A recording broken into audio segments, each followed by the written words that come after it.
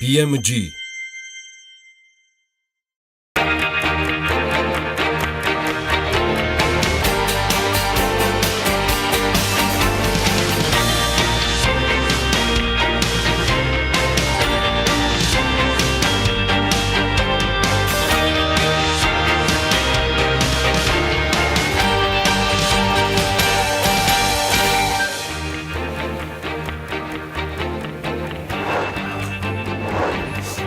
Კაი გამარჯობა და დილამშვიდობის ყველას.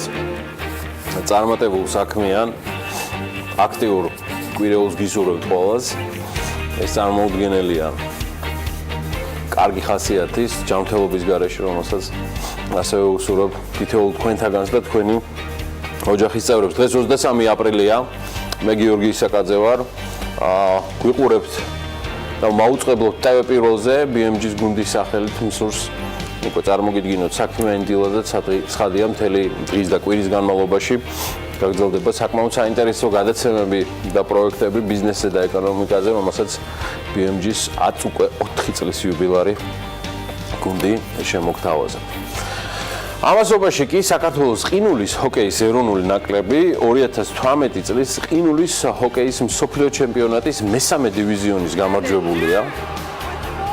ტურნირის ბოლო მატჩი ქართველი ჰოკეისტები ტაიპეის დაუპირისპირდნენ და 11-2 გაანადგურეს. არც ვიცი სხვა ეხლა რა უნდა ვთქვა ამასთან დაკავშირებით. მოპოვებული გამარჯვების შედეგად ქართველი ჰოკეისტები მომავალ წელს მეორე დივიზიონის ბ ჯგუფში იასპარეზებენ. დაჯილდოების ცერემონია ტურნირის ბოლო თამაშის შემდგომ საუბარია ჰონგ-კონგ სამხრეთ აფრიკაზე გაიმართება და რომ იცოდეთ, მაინც ყინულის ჰოკეის ეროვნული ნაკრების მთავარი მწვრთნელი როლანდ სვანიძეა. მადლობა მას და მთელ ჩვენს არაჩვეულებრივ გუნდს ამ სიხარულისთვის. აგერ აღნიშნვაც ჩვენების არაჩვეულებრივი გამარჯვებისა.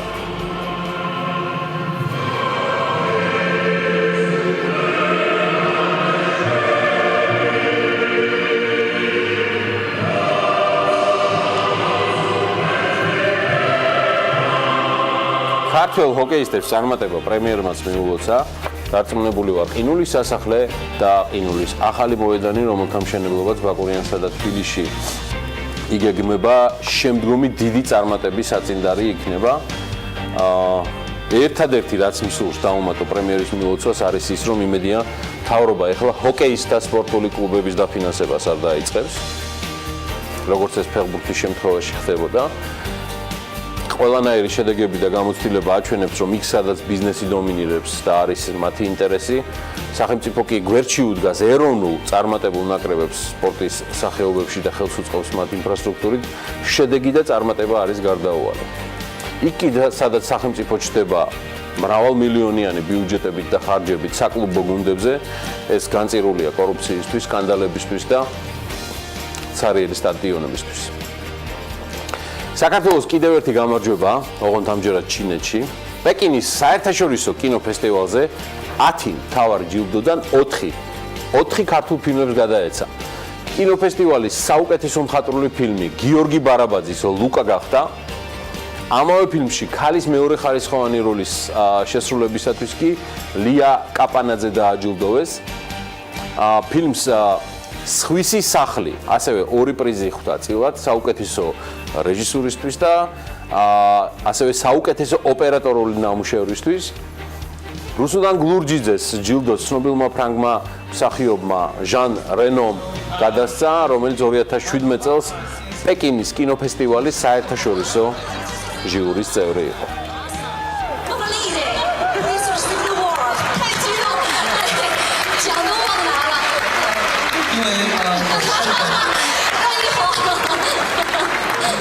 我是本片的导演，是女主角，但是从一片女士的手里接到的这个角色非常不容易，因为是女主角最喜欢的女演员就是一片女士了，所以我非常的高兴拿到这个奖，谢谢。好，谢谢。გარდა ამისა, ტიანტან ევორდის საუკეთესო მსახიობი ქალისთვის ნატა მურმანიძეს მიანიჭეს ფილმისთვის საშიში დედა სასიში დედა 50 წლის ქალის მაინას ხოვრებას ასახავს დედა და დიასაღლისი დილემის წინაშე დგანან მას უწევს არჩევანი გააკეთოს ოჯახურ ცხოვრებასა და დიდი ხნის ვნებიან გადაცებას შორის მანა ცხოვრების აზრს წერაში პოულობს მოკლედ აი ნატა მურვანიძეს და მის არაჩვეულებრივ ოჯახსაც მსურსო მიულოცო კიდევ ცალკე ეს გამარჯვება ამასობაში კი მეგობრებო ლიდერები, ნოვატორები, არტისტები, ტიტანები და აიქონები ჟურნალმა Time-მა 100 ყველაზე გავლენიანი პირი 5 კატეგორიაში გაანაწილა, გამოავლინა და აიგერ გამოაქვეყნა კიდეც. ლიდერთა შორის არიან და ნურაფით გაგიკვირდება შეერთებული შტატების პრეზიდენტი დონალდ ტრამპი, ჩრდილოეთ კორეის ლიდერი კიმ ჩენ ინი, პრინცი გარი და მისი საცოლე მეგან მარკლი, ასევე არაბეთის მემკვიდრე პრინცი მუჰამედ ბინ სალმანი. სიაში მოხდა ასევე Microsoft-ის გენერალური დირექტორი სატია ნადელა, გასული წლისგან განსხვავებით გავლენიანთა შორის აღარ არის რუსეთის პრეზიდენტი ვლადიმერ პუტინი. Time-მა ის წელს კატეგორიისთვის როგორც ჩანს შეუფერებლად მიიჩნია. ნოვატორების კატეგორიაში არიან ამერიკელი მომღერალი ჩარდი ბი, მსახიობი ტიფანი ჰადიში და ის ბავშვები, რომლებიც ფლორიდის შტატში პარკლენდში ერთ-ერთ სკოლაში მომხდარ სროლას გადაურჩნენ და იარაღის გაყიდვის შეზღუდვაზე აქციებიც გამართეს. ისინი შეერთებული შტატების 54 პრეზიდენტმა ბარაკ ობამამ წარადგინა. აიქონები წელს არიან მოძრაობა მეტოს დამფუძნებელი ტარამ ბერკი, რაიანა და ჯენიფერ ლოპესი. არტისტების სიაში კი მოხვდნენ გილერმო დელ ტორო, ტელეწამყვანი ჯემი კიმელი, ნიკოლ კიდმანი, ჰიუ ჯეკმანი. Time-მა ტიტანებად ჩათვალა SpaceX-ისა და Tesla Motors-ის დამფუძნებელი ილონ მასკი, ჩოგბურთელი როჯერ ფედერერი, ჯეფ ბეზოსი და ოპრა უინფრი. საჩვენო სია. აი ამ სიაში არ არის და სრულად გასაგებია, რატომაც არ არის აზერბაიჯანის ახალი პრემიერ-მინისტრი, რომელიც ილჰამ ალიევის თანაშემწე იყო აქამდე საერთაშორისო საკითხებში, ეს ნოვრუზ მამედოვია. მან არტურ ასიზადე შეცვალა, რომელიც ამ თანამდებობას გასული საუკუნის 96 წლიდან იკავებდა და მე მგონი არ მეშლება ეს ამბავი. წესით ეგეთი ამბები არ მეშლება ხოლმე და იგი ერთ-ერთი ყველაზე დიდი სტაჟის მქონე სახელმწიფო მოხელე გახდა. პრემიერ-მინისტრმა კვირიკაშვილმა სხვათა შორის უკვე თავის აზერბაიჯანელ კოლეგასაც მიულოცა ახალი თანამდებობა. ამასობაში კი ჩვენს მეზობელ სომხეთში გამოსვლები გრძელდება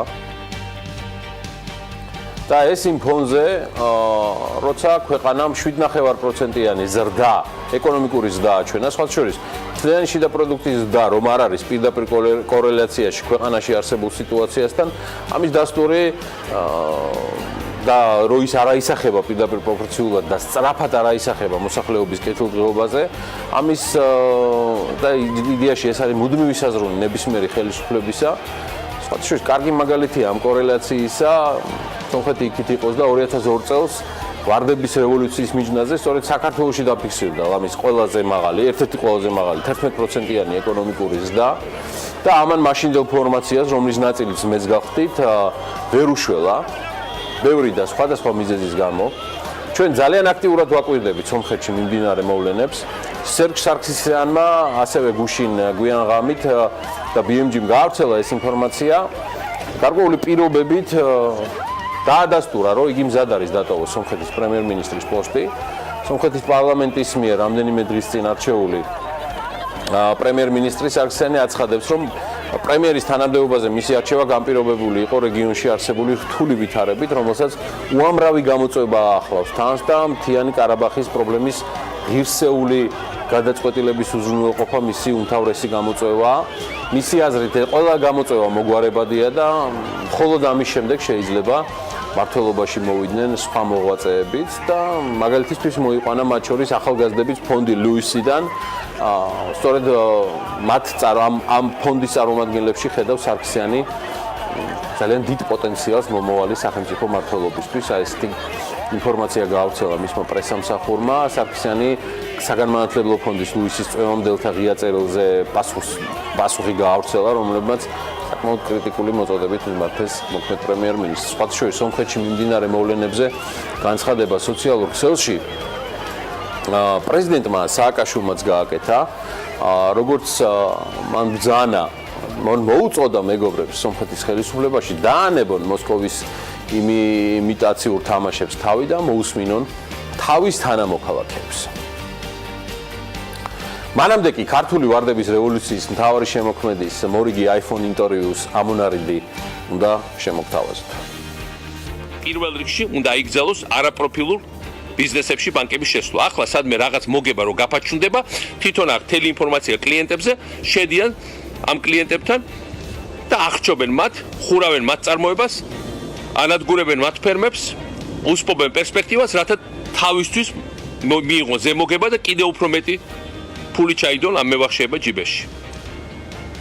მეორე, უნდა გადავადებულ სესხებზე საპროცენტო პროცენტები მკვეთრად შეიზღუდოს. მესამე, უნდა რა თქმა უნდა დავაწესოთ ზედაზღვარები საპროცესო საბანკო განაკვეთებზე. პრეზიდენტ სააკაშვილის განცხადებებზე კომენტარების გაკეთება ბანკებთან დაკავშირებით ჩემი აზრით ამ წუთში კიდევ განცხადებების გაკეთება ჩემი მხრიდან უადგილო მგონია. ამაზე მეც უკვე Forbes-ის მაისის გამოცემიდან ვიტყვი ჩემს კოლეგებთან ერთად. ერთი ფაქტია, პოლიტიკას და პერსონიფიცირებულ დამოკიდებულებას პოლიტიკაში არასდროს და ვერაფერი გადაწონის. სააკაშვილის ღირებულებების ფერისცვალება თუ საერთოდ არსებობდა ბუნებაში, სწორედ აი ამის დადასტურებაა. აი ამასობაში მისგან და დანარჩენებისგან შერისხულმა ვახტანგ ბუცხრიკიძემ და მისმა მოადგილემ გიორგი შაკიძემ TBC ბანკის სამეთვალყურეო საბჭო დატოვეს.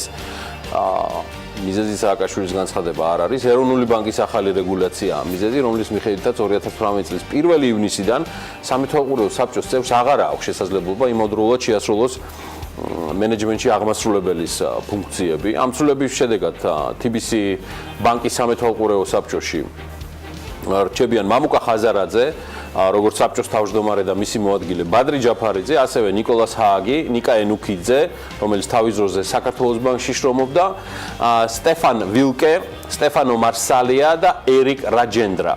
ვახტანგ ბუცხრიკიძე ცხადია რჩება ბანკის გენერალურ დირექტორად, გიორგი შაკიძე კი მის მოადგილედ და მე ვარაუდობ, რომ აი ამგვარი ცვლილებები სხვა ბანკებშიც არის მოსაოდნელი.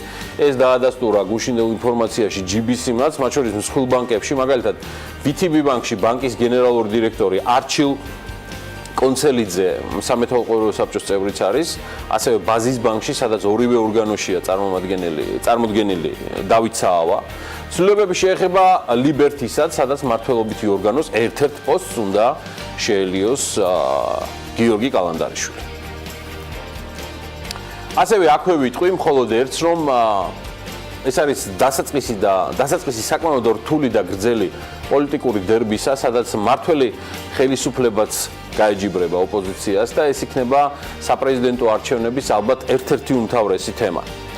ქართული ოცნების მესვეურები წინასწარ აანონსებენ ღირსეულ კანდიდატს ამ არჩევნებზე, თუმცა აი სადგადის ღირსეულის კრიტერიუმები ოცნების საპრეზიდენტო კანდიდატი ქალბატონისთვის ან შესაძლოა ბატონისთვისაც ამაზე მხოლოდ მისი, ანუ საპრეზიდენტო კანდიდატის, სახელისუფლებო საპრეზიდენტო კანდიდატის წარდგენის შემდეგ ვისაუბრებთ.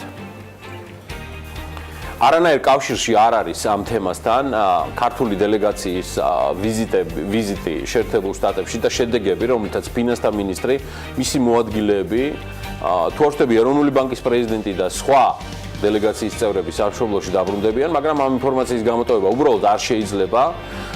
შეერთებულ შტატებში მამუკა ბახტაძის ვიზიტზე ვსაუბრობ. მინისტრის ინფორმაციით საქართველოში პირველად მსოფლიო ბანკის აღმასრულებელ დირექტორთა საბჭოს სხდომა ჩატარდება.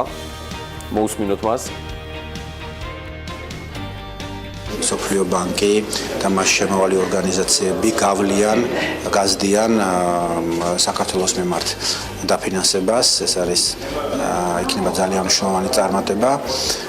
მაისში ამავე დროს მიღებულია გადაწყვეტილება, რომ საქართველოში ჩატარდება საბჭოს სხდომა. ეს ხდება პირველად საქართველოს ისტორიაში, ეს არის ჩვენთვის დიდი პასუხისმგებლობა. აი ამაში კი ნამდვილად უნდა დავეთანხმო მინისტრს. ეს ნამდვილად დიდი პასუხისმგებლობაა და ძალიან კარგი შესაძლებლობა საქართველოსთვის. მსოფლიო ბანკი მომავალში განაგზობს ქვეყნისთვის ისეთი პრიორიტეტული სფეროების დაფინანსებას, როგორც საგზაო მაგისტრალების მშენებლობა, ენერგეტიკა, სოფლის მეურნეობა, რეგიონალური და მუნიციპალური განვითარება.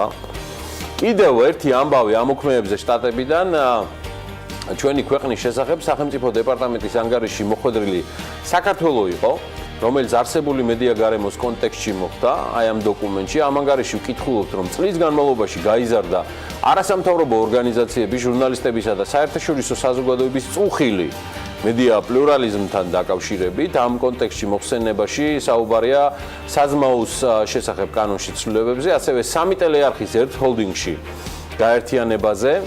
საუბარია იმედი მაესტრო და GDS-ი, ასევე საზოგადოებრივი ამ შემთხვევაში უკვე ციტირებ, საზოგადოებრივი მაუწყებლობის ხელმძღვანელობის ცვლილებამ შეამცირა მედია პლურალიზმი და გაზარდა საზოგადოებაში აღქმა, რომ მედია სივრცე კონცენტრირებულია მმართველი პარტიის სასარგებლოდ. 4 ნოემბერს 29 არასამთავრობო ორგანიზაციამ გამოთქვა წუხილი იმასთან დაკავშირებით, რომ მთავრობისა და ყოფილ პრემიერ-მინისტრთან დაკავშირებული პირების გავლენა ბიუჯეტიდან ფინანსირებად საზოგადოებრივი მაუწყებლის მიმართ იზრდება. საზმაუს შესახებ კანონში შეტანილმა ცვლილებებმა, რომელიც პარლამენტმა მიიღო, გაზარდა წუხილი გამჭვირვალობის კლებასთან დაკავშირებით და მაუწყებლობის ხელმძღვანელობის ძალაუფლების კონსოლიდაციასთან დაკავშირებით. ესეც ანგარიშიდან ამონარიდი, სადაც ასევე წერია, რომ ამ ცვლილებებით, რომელიც ელოდება პრეზიდენტის თანხმობას, მოსალოდნელია, რომ არხის მენეჯმენტის ძალაუფლებას გაზრდის, თუმცა შეასუსტებს ბორდის ძალაუფლებას და გაზრდის კორუფციის რისკებს. ამ თემას სადაგ დღეებში სოციალურ ქსელში გამოეხმაურა და გამოაქვეყნა პასუხი ამ ინფორმაციაზე კახა ბექაორმა. მხოლოდ რუსთავი 2-ია დღეს ის ტელეკომპანია, რომელიც იბრძვის იმ მიზნით, რომ მათი შემოსავლები გამჭვირვალე არ იყოს. ამბობს მარეგულირებული კომისიის თავმჯდომარე. შეერთებული შტატების დეპარტამენტის ანგარიში აღნიშნულ 2013 წლის კანონით განსაზღვრულ მედიის ფინანსურ გამჭვირვალობას რუსთავი 2 უკვე 4 წელიწადია ეწინააღმდეგება. როგორც გითხარით, ეს არის ეროვნული კომუნიკაციების ეროვნული კომისიის საბჭოს თავმჯდომარის ციტატა, რომელზეც იგი სოციალურ ქსელში წერს და მინდა აქვე კიდევ ერთი დეტალი ამოვიკითხო კახაბექაურის განცხადებიდან. მხოლოდ რუსთავი 2-მა გაასაჩივრა სასამართლოს პირველ ინსტანციაში წაგებული საქმე, მეორე ინსტანციაში და ხელსუშლის საზოგადოებას მიიღოს დეტალური ინფორმაცია მედია კომპანიების შემოსავლების შესახებ. ეს არ არის ამ სფეროზე ბოლო ინფორმაცია, ეს კი ნამდვილად წარმოადგენს BMG-ს ექსკლუზივს. ჩვენს ხელთ არსებული ინფორმაციით დასრულდა მოლაპარაკებები ირაკლი რუხაძეს, ანუ Honeywell Partners-ის მმართველ პარტნიორს და ინა გუდავაძეს შორის. თემა ეხებოდა ტელეკომპანია იმედისა და ასევე რუსთავის მეტალურგიული ქარხნის ნასყიდობას. ჩვენ ავრთლობთ დეტალურ ინფორმაციას ამ ეტაპზე, როგორი შეთანხმება შედგა რუსთავის მეტალურგიულ ქარხანაზე, თუმცა ჩვენს ხელთ არსებული ინფორმაციით ტელეკომპანია იმედის 100% ირაკლი რუხაძის და მისი კონტროლირებადი კომპანიების საკუთრებაში გადადის. აი რა დაუჯდა ირაკლი რუხაძეს და Honeywell Partners თუ მის სხვა კომპანიას ეს ნასყიდობა ჩვენთვის ამ ეტაპზე უცნობია, თუმცა ასევე დაუდასტურებელი ინფორმაციით მხარეებს შორის მოლაპარაკება სავარაუდო ღირებულება ამ კონტრაქტისა 30 მილიონი დოლარი სახელდება. შეგახსენებთ, რომ ბოლო პერიოდში საკმაოდ გააქტიურებულია ირაკლი რუხაძე, რომელიც ამ აქტივის შეძენამდე Liberty ბანკის საკმაოდ გაჭიანურებული ნასყიდობას დაასრულა და Honeywell Partners-ი Liberty ბანკის საკონტროლო პაკეტის მფლობელიც გახდა სხვა პარტნიორებთან ერთად. საკმაოდ აქტიურად დადის ხმები, რომ შემდეგი საბანკო გაჩერება ბანკი ქართუა, თუმცა აი ამ თემაზე და შესაძლო ნასყიდობას არც ეროვნული ბანკი და არც კომერციული ბანკები ადასტურებენ.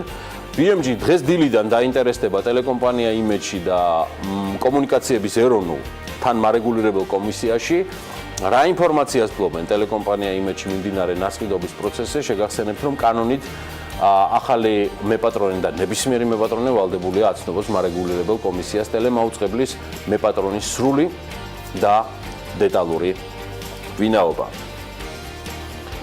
დანარჩენს და დანარჩენ ამბებს დაელოდეთ BMG-ზე, საქმიანი დილის მაყურებლისთვის კი რამდენიმე ამბავი ამ პროლოგშიც გვაქვს გადანახული და ვინ თუ არა ანა ლაპიაშვილი შემოგვიერთება ამასობაში. ანა, დილამშვიდობის. წარმატებული და ბედნიერი კვირა. შენ დარწმუნებული ვარ, უამრავი სიახლე გაქვს გამზადებული. რა თქმა უნდა, თუმცა სანამ ბიზნეს სიახლეებამდე მივალთ, მცირე სტატისტიკური მონაცემები. საქართველოში საქსტატის სამსახურის ბოლო ინფორმაციით უმუშევრობის დონე არის 11.8%. 2016 წლის მონაცემებით რეგიონის ქვეყნებში უმუშევრობის მაჩვენებლით საქართველოს მხოლოდ სომხეთს უსწრებს, სადაც უმუშევარი მოსახლეობის წილი 18.8% არის. აქვე უნდა აღვნიშნოთ, რომ სავალუტო ფონდის მონაცემებით საქართველოზე დაბალია უმუშევრობის მაჩვენებელი რუსეთში, სადაც 5.9% ფიქსირდება, ოღონდ ეს ოფიციალურად. ყაზახეთში 5%, აზერბაიჯანში 6%-ია, უკრაინაში 9.3%, ყირგიზეთში 7.9% და მოლდოვაში 4.2%. ამავე პერიოდში ევროზონაში უმუშევრობის მაჩვენებელი 8.7% იყო. ყველაზე მაღალი უმუშევრობა კი საბერძნეთში დაფიქსირდა და ის 23%-ს აღემატება. ევროზონაში ყველაზე დაბალი უმუშევრობის მაჩვენებელი არის ისლანდიაში და 3%-ია. 19.6%-ია უმუშევრობა ესპანეთში, კვიპროსში კი 13% შეადგენს. აი რაც შეეხება სხვა ქვეყნებს, პოლონეთში 6.2% ფიქსირდება, რუმინეთში 5.9%, უნგრეთში 5.1%, ლიტვაში 7.9% და ესტონეთში 6.8%. იდეაში ესეც საშენო ამბავია, რასაც ახლა ვიტყვი.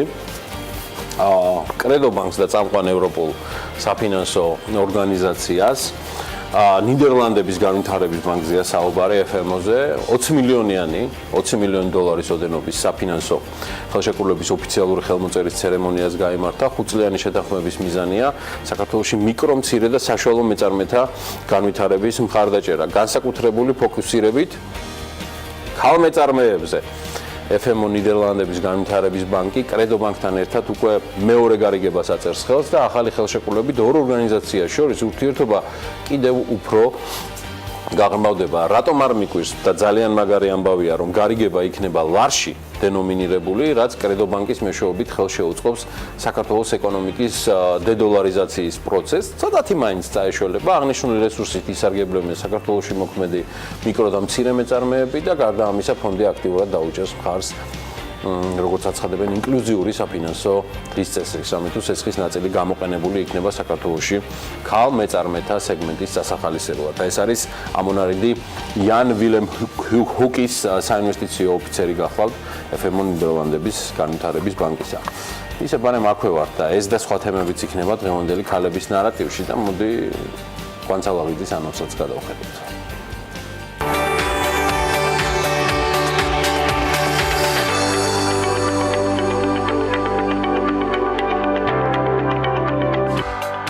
ახალი სამუშაო კვირის მორიგი ნარატივი სტუმრების ბლოკში სოფია ქუნ-ნატრიაშვილი, ვენის საუნივერსიტეტო კლინიკის ბავშვთა და მოზარდთა ფსიქიატრი. ასევე ნათია ზედგინიძე, პარლამენტის გარემოს დაცვისა და ბუნებრივი რესურსების კომიტეტის გენერალური შტაბის უფროსი. ეს ქალების ნარატივია. კვანცალ აღიძესთან ერთად.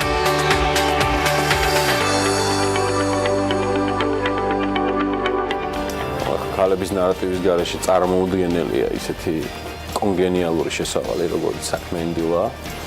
წინ ძალიან ბევრი საინტერესო სტუმარი და თემა გველის, მიუხედავად იმისა, რომ კარგაგვარიანად ამოვიქოქეთ დილა ადრიან, მოდი ნახოთ და დავთქვეთ საქმიანი დილის ანონსითაც.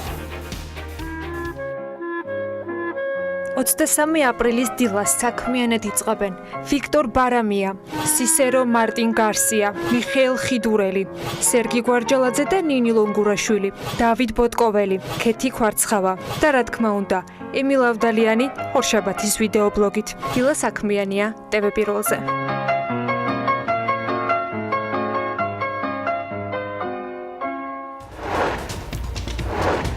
ცვლილებები წამლისა და ფარმაცევტული საქმიანობის შესახებ კანონში შედის.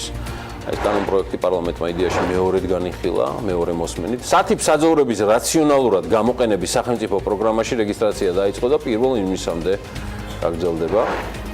თერჯოლის რაიონში ნავენახევის მღვიმე იხსნება, სადაც ტურისტული ინფრასტრუქტურა მოეწყობა.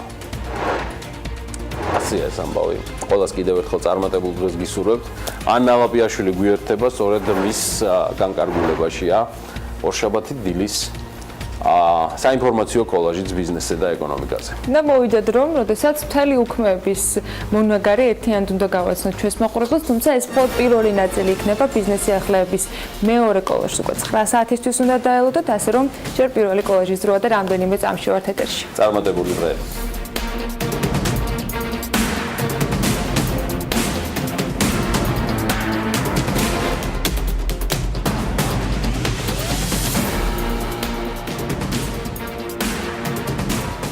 შრომის უსაფრთხოების შესახებ საქართველოს კანონპროექტის მიხედვით კომპანიები ვალდებულები ხდებიან საწარმოში მომხდარი უბედური შემთხვევის შესახებ ინსპექტირების დეპარტამენტს ინფორმაცია მიაწოდონ. საქართველოს შრომის ჯანმრთელობისა და სოციალური დაცვის სამინისტროს შრომის პირობების ინსპექტირების დეპარტამენტმა 2016-17 წლებში სამუშაო ადგილებზე მომხდარი უბედური შემთხვევების მოკვლევა ჩაატარა. ოფიციალური სტატისტიკით ბოლო 2 წელში 28 უბედური შემთხვევა მოხდა, თუმცა რადგან კომპანიებს არ აქვთ ვალდებულება, რომ სახელმწიფო უწყებას თანამშრომლის დაშავების ან გარდაცვალების შესახებ აცნობონ, შესაძლოა ეს რიცხვი სრულყოფილად არ ასახავდეს არსებულ ვითარებას.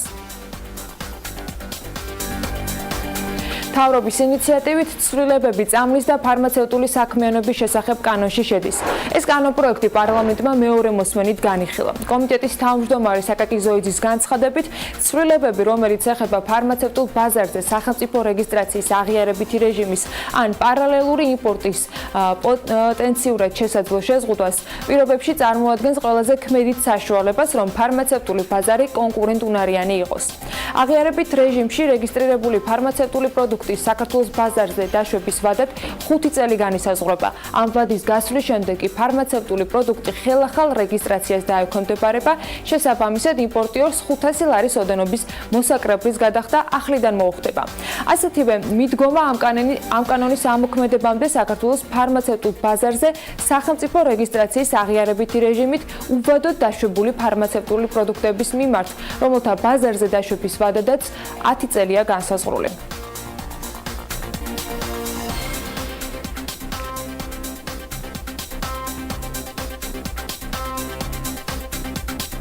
მავნებლის რაოდენობა და გავრცელების არეალი გარემოს დაცვის და სოფლის მეურნეობის სამინისტროს ინფორმაციით მთელი ქვეყნის მასშტაბით მონიტორინგის სისტემებია განლაგებული, რომლის მეშვეობითაც მათი რაოდენობა დგინდება. 18 აპრილის ბოლო მონაცემებით განთავსებულია 7509 ფერომონი, მათ შორის სამეგრელოში არის 2095, გურიაში 685, იმერეთში 1919, შიდა ქართლში 1100, მცხეთა-მთიანეთში 300, კახეთში 1300 და თბილისში 110. მავნებლის საწინააღმდეგო ღონისძიებების დაწყების ვადა და დასამუშავებელი ტერიტორიების არეალი მონიტორინგის შედეგების საფუძველზე განისაზღვრება. განახლებული მონაცემებით სახელმწიფოს მიერ მობილიზებულია 150 ერთეული მაღალი გამავლობის ტექნიკა, რაც გასულ წელთან შედარებით გაათმაგებული რაოდენობაა. მაღალმთიან რეგიონებში კი სახელმწიფო საკუთრებაში არსებული სათიბ-საძოვრების რაციონალურად გამოყენების სახელმწიფო პროგრამაში რეგისტრაცია დაიწყო და ის 1 ივნისამდე გაგრძელდება. 200 სული ფურის ან დეკეულის მესაკუთრე კოოპერატივის სათიბს და საძოვარს 25 წლიანი იჯარით მიიღებს. ასევე საქონლის საკვების წარმოებისათვის საჭირო აღჭურვილობას, ტრაქტორს, გუთანს, როტაციულ და სეგმენტურ სათიბელას, ასევე მოტივული მასის დამწნეხსა და მისაბმელი ტვირთის ტრანსპორტირებისათვის. დაგეგმილია 10 კოოპერატივის დაკმაყოფილება წელს, გასულ წელს 21 მაღალმთიანი მუნიციპალიტეტიდან სულ 29 კოოპერატივი ჩაერთო პროგრამაში. ერთიანი აგროპროექტის ფარგლებში პროექტის დანერგემომავალი ბენეფიციარმა 1 ჰექტარი მიწის ფართობზე ჟოლოს ახალი ბაღი გააშენა. ხეხილის ბაღი ასპინძის რაიონის სოფელ ხიზაბავრაში მდებარეობს. უწყობის ინფორმაციით ბენეფიციარი პროგრამაში 2017 წელს არის ჩართული. ბაღის გაშენებისა და სარწყავი სისტემის მოწყობისათვის კი მას 9509 ლარის ოდენობის სახელმწიფო დაფინანსება აქვს მიღებული, საიდანაც 7035 ლარი არის ნერგებისათვის, ხოლო 2500 ლარამდე კი წვეთოვანი სისტემისათვის. საქართველოს სავაჭრო სამრეწველო პალატის ხელშეწყობით ხილის ლიმონათი, ვენახი ლემონადე ჩინეთში ექსპორტზე გავიდა. ჩინურ ბაზარზე ქართული პროდუქტი პარტნიორი კომპანიის ტიანგბეის მეშვეობით შევა. ჩინეთის ქალაქ გუანჯოუში საქართველოს სავაჭრო სამრეწველო პალატის სპეციალურ წარმომადგენლობაში ამბობენ, რომ ხილის ლიმონათის სადისტრიბუციო კომპანიის საშუალებით მთელი ჩინეთის მასშტაბით 36 წარმომადგენლობაზე გადანაწილდება. კომპანია მილმართის მიერ წარმოებული ჩაის ნახევარი კი ევროპაში, კერძოდ კი გერმანიაში გაიყიდება. კომპანია მილმართი 10 დასახელების ჩაის შემოქმედის ბრენდით აწარმოებს. გიორგი მაისურაძე ამბობს, რომ კომპანიის 4 დასახელების ჩაის გერმანული კომპანია D&B შეისყიდის. კომპანია მილმართის ჩაით ამერიკელი ექსპორტიორებიც არიან დაინტერესებული. ამჟამად მოლაპარაკებები ამერიკულ საექსპორტო კომპანიასთან მიმდინარეობს, რომელიც მწვანე ჩაის აზიაში გაყიდვით არის დაინტერესებული და მოთხოვნა 5-დან 10 ტონამდე პროდუქცია აქვს, თუმცა ჯერ საჭირო რაოდენობის პროდუქტი კომპანიას არ გააჩნია. გორისა და ქარელის მუნიციპალიტეტებში კი სარწყავი სისტემის რეაბილიტაციაზე 5 მილიონი ლარი დაიხარჯება. სამუშაოებს სოფლის მეურნეობის განვითარების საერთაშორისო ფონდი აფინანსებს. შემსრულებლის გამოსავლენად ტენდერი გამოცხადა. პროექტის მიხედვით დაგეგმილია სათლისთვის სარწყავი სისტემისა და ძლევი ჯვარის არხების, ასევე მათი გამონაწილებლების რეაბილიტაცია. სარწყავი სისტემა საქართველოში ერთ-ერთ უდიდეს სარწყავ სისტემად ითვლება, რომელიც ექსპლუატაციაში 1930 წელს არის შესული. არბოს მარანში კი ქვევრი გაიხსნა, რომელიც 2017 წლის მოსავლით თარიღდება და მალე მაღაზიაშიც გამოჩნდება პროდუქტი. წინასწარი პროგნოზით წელს შიოს მარანი დაახლოებით 500 ბოთლი თეთრი მშრალი ჩინურით და 500 ბოთლი წითელი მშრალი შავკაპიტოს ჩამოსხმით იქნება წარმოდგენილი. შიოს მარნის დაფუძნებელი ამბობს, რომ გასულ წელს უკეთესი მოსავალი იყო და აქედან გამომდინარე 2017 წლის მოსავალს კიდევ უფრო მეტს ჩამოასხამენ. მაღაზიაში ღვინის ფასი დაახლოებით 30-დან 45 ლარამდე იქნება. უცხოურ ბაზრებზე ქართული ადგილწარმოშობის ღვინოების პოზიციონირება IAP სეგმენტში არ უნდა მოხდეს, ამბობს თბილღვინოს პროდუქტების განვითარების მიმართულების ხელმძღვანელი ლაშა ლომაშვილი BMG-სთან და განმარტავს, რომ საქართველოს ჩილეს შეცდომა არ უნდა გაიმეოროს და IAP ღვინის მწარმოებლის იმიჯი არ უნდა დაემკვიდროს. 2017 წლის მონაცემებით ღვინის საექსპორტო ფასი საშუალოდ $2.70, რაც სხვა კომპანიების ფასთან შედარებით მაღალია. 2017 წელს ისეთი ტოპ ღვინოები, როგორიც არის მაგალითად ხინძმარაული, წარმოუდგენლად დაბალ ფასად $2 ფარგლებში იყიდებოდა, განმარტავს ლომაშვილი და აღნიშნავს, რომ ამჟამად თბილღვინო საქართველოდან ექსპორტირებული ღვინის რაოდენობის მიხედვით კომპანიების ხუთეულში ხვდება. ტურიზმის ეროვნული ადმინისტრაცია კი საქართველოს პოპულარიზაციის მიზნით ერთ-ერთ ყაზახურ ტელეარხს 100,000 ევროს გადაუხდის. ადმინისტრაციამ კომპანია ევრომედია ჰაბთან ხელშეკრულება გამარტივებული შესყიდვის წესით გააფორმა. ხელშეკრულების მიხედვით სარეკლამო კომპანია ვალდებულია 92 წუთიანი ქრონომეტრაჟის მქონე 4 ეპიზოდისაგან შემდგარი სიუჟეტი გადაიღოს და ასევე უზრუნველყოს მასალის 31 შენელის ეთერში განთავსება. საქართველოს შესახებ გადაღებულ მასალას ყაზახი მაყურებელი მაისსა და ივნისში ნახავს. თერჯოლის რაიონში კი ნავენახევის მღვიმე იხსნება, სადაც ტურისტული ინფრასტრუქტურა მოეწყო. დაცული ტერიტორიების სააგენტოს ინფორმაციით ადგილზე ვიზიტორთა ცენტრი აშენდა, ასევე გაკეთდა კაფეტერია და სუვენირების მაღაზია. ასევე გამოიყო საგანმანათლებლო სივრცეც. მღვიმეში დამონტაჟებულია თანამედროვე განათების სისტემა და მოეწყო ტურისტული ბილიკიც. მათივე განმარტებით ნავენახევის მღვიმე განსხვავებული და ლამაზი ფორმის სტალაგმიტებითა და სხვა სტალაქტიტებით არის გამორჩეული, რომელიც 250 მეტრის სიგრძის 2 სართულიანი და 4 დარბაზიანი მღვიმეა. 80-იან წლებში ვიზიტორების პოპულარობით განსაკუთრებით სარგებლობდა, თუმცა მოგვიანებით ინფრასტრუქტურა გამოვიდა წყობრიდან და შესაბამისად ის ტურისტებისთვის დაიკეტა. ინფრასტრუქტურულ პროექტში საქართველოს ბიუჯეტიდან 980,000 ლარია დაფინანსება დახარჯული.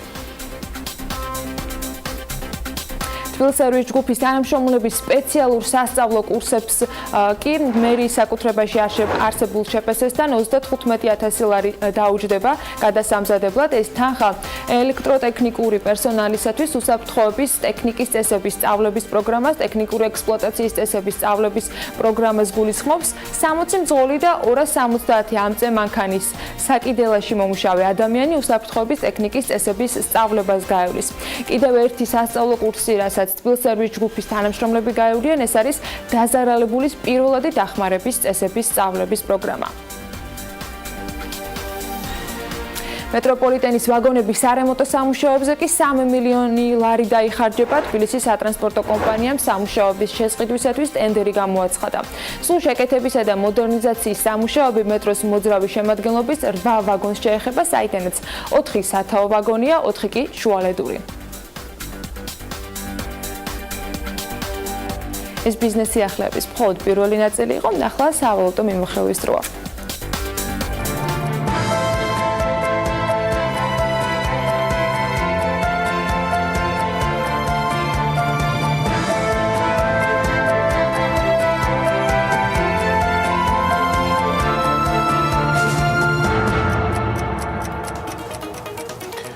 უფრო სწოროპოვარი და დეტალური სავალუტო მიმოხილვა ჩვენს ექსპერტთან და თანაწამყვანთან ერთად იქნება რამდენიმე საათში გულისხმობ დავით ბოტკოველს, HD Forex-ის წარმომადგენელს, სწორედ მასთან ერთად მიმოვიხილოთ მთელი კვირის ტენდენციებს. პარასკევს კი ბანკთა შორისი ვაჭრობის შედეგად ლარი დოლართან მიმართებაში 2.54-ის ნიშნულზე გაჩერდა, ევრო უმნიშვნელოდ გაიაფთა და 3 ლარი ღირს, ლირას ფასი 60 თეთრია, ფუნტ სტერლინგის 3 ლარი და 53 თეთრი. სამწუხაროდ საქართველოს საფონდო ბირჟაზე არც აღდგომა არ დადეგების ასე ვთქვათ, გასვლა უშველა, რადგან პირველ ერთ კვირაში სავაჭრო სესიების დროს მხოლოდ ერთი გარიგება დაიდო და იქაც ფინანსთა მინისტრის მიერ ათვალწუნებული საფინანსო სექტორის წარმომადგენელი, ამ შემთხვევაში კი სააქციო საზოგადოება ლიბერტი ბანკი მონაწილეობდა, რომელმაც 27222 აქცია გაყიდა და ჯამში გარიგების ღირებულება 979 ლარი გახლდათ. დოლარში კვლავ არავის შეუწუხებია თავი გარიგების დადებისგან, აი არასაბირჟო გარიგებებს და აქტივობებს რაც შეეხება, აქ შედარებით წინსვლა გვაქვს და უკეთესობაც თელიანი ველის წყალობით, რადგან 2 მილიონზე მეტი აქცია გაყიდა ჯამური ღირებულებით 501.503 ლარი და მის გარდა კიდევ სააქციო საზოგადოება ტრაქტებმა 2536 აქცია გაყიდეს თითო ლარად და საბოლოოდ ეროვნულ ვალუტაში განხორციელებულმა არასაბირჟო გარიგებებმა 2.079.673 აქცია შეადგინეს, ღირებულება 9.429.039 ლარით აჭარბებს. ერთი აქტივობა იყო არასაბირჟო შეერთებული შტატების დოლარში ნომინირებული, მოცულობით 9 აქცია და სააქციო საზოგადოება იმ კვადრატი უძრავი ქონების 1229 დოლარად გაყიდული აქციებიდან სწორედ 9264 დოლარის შემოსავალი მიიღო. 9 აქციაზეა საუბარი, სხვა მონაცემებს რაც შეეხება ბირჟის კაპიტალიზაცია. ესეთი აქტივობის პირობებში უცვლელია, ის 3.063.000 ლარში ადგენს. ცოტათი დაკლებული აქვს საფონდო ბირჟის ინდექს, განსაკუთრებით არანაირ ტრაგედიას არ წარმოადგენს, თუ არ ჩავთვლით ზოგადად მძიმე ვითარებას ჩვენ საფონდო ბაზარზე, მისი მონაცემი კი 213 პუნქტს შეადგენს. ამიდის პროგნოზის დროა. აქ გაცილებით მეტი სიზუსტით შეიძლება რაღაცების პროგნოზირება, ამასში კვლავ ანა ოპიაშვილი და სრულად დეველოპმენტი დაგვეხმარებიან. ამინდის პროგნოზის სპონსორია სრულად დეველოპმენტი. დღეს საქართველოს მასშტაბით ამინდის თითქმის ყველანაირი სახეა, მთელი პალიტრაა წარმოდგენილი, გარდა ზაფხულის სიცხისა. გარემოს ეროვნული სააგენტო გვატყობინებს, რომ ამინდი კვლავ შავი ზღვის ჩრდილო-დასავლეთიდან შემომავალი ცივი და ნოტიო ჰაერის მასების, ასევე სამხრეთიდან მოქმედი თბილი ჰაერის მასების ურთიერთქმედებით იქნება განპირობებული. დრო გამოშვებით ღრუბლიანობა მოიმატებს, დღის მეორე ნახევრიდან ზოგან იქნება ხანმოკლე წვიმაელჭექით, აღმოსავლეთ საქართველოს შესაძლოა იყოს სეტყვაც, იქროლებს დასავლეთის მიმართულების ქარი, ზოგან დრო გამოშვებით გაძლიერდება კიდეც. მოკლედ, სოხუმში იწვიმებს 16 გრადუსი იქნება, ბათუმში უმეტესად უნალექოთ ჩაერვის დღე და 17 გრადუსი დაფიქსირდება, ქობულეთში 16 გრადუსი ამოსაოდნელი, ფოთში 17 და ქუთაისში დღის განმავლობაში მცირე წვიმასთან ერთად მაქსიმალური ტემპერატურა იქნება 18 გრადუსი. ზუგდიდშიც მცირე წვიმა ამოსაოდნელი, ოღონდ 16 გრადუსი დაფიქსირდება. ოზურგეთში უმეტესად უნალექოთ ჩაერვის დღე და მაქსიმუმ 17 გრადუსს მიაღწევს ტემპერატურა. ონში იწვიმებს 12 გრადუსი იქნება, გორში 17 გრადუსი დაფიქსირდება, ცხინვალში 16 და მარნეულში 18. რუსთავში ასევე 18 გრადუსი იქნება, ახალციხეში 14 და ბორჯომში დღის განმავლობაში მაქსიმუმ 15 გრადუსს უნდა ელოდეთ. ბაკურიანში შედარებით გრილა, უმეტესად უნალექო დღე იქნება, თუმცა მხოლოდ 7 გრადუსი. ახალქალაქში 8 და სტეფანწმინდაში მცირე თოვლ-ჭყაფსაც უნდა დაელოდოთ. აქ 5 გრადუსი იქნება მაქსიმალური ტემპერატურა, თელავში სამაგიეროდ უნალექოდ ჩაევლის დღე და 17 გრადუსი იქნება. რაც შეეხება დედაქალაქს, დრო გამოშვებით დღეს თბილისში ღრუბლიანობა მოიმატებს, უმეტესად უნალექო დღეს ველოდებით, ჩრდილო-დასავლეთის მიმართულების ქარი იქროლებს, რომელიც დრო გამოშვებით გაძლიერდება კიდეც და ტემპერატურა იქნება მაქსიმუმ 18 გრადუსი. ანა, მადლობა ჩვენს ერთგულ და საქმიან მაყურებლებს. მათ უკვე იციან, რომ ძალიან საინტერესო საქმიანი დილა ელიწინ. ჩვენ მას სულ რამდენიმე წუთში გავაგრძელებთ ტექნიკური უნივერსიტეტის ტექნიკური გადამზადების ცენტრის თემით. სულ მალე ძალიან საინტერესო სტუმარი ჩვენთან ეთერში, მანამდე კი რეკლამა TV პირველზე.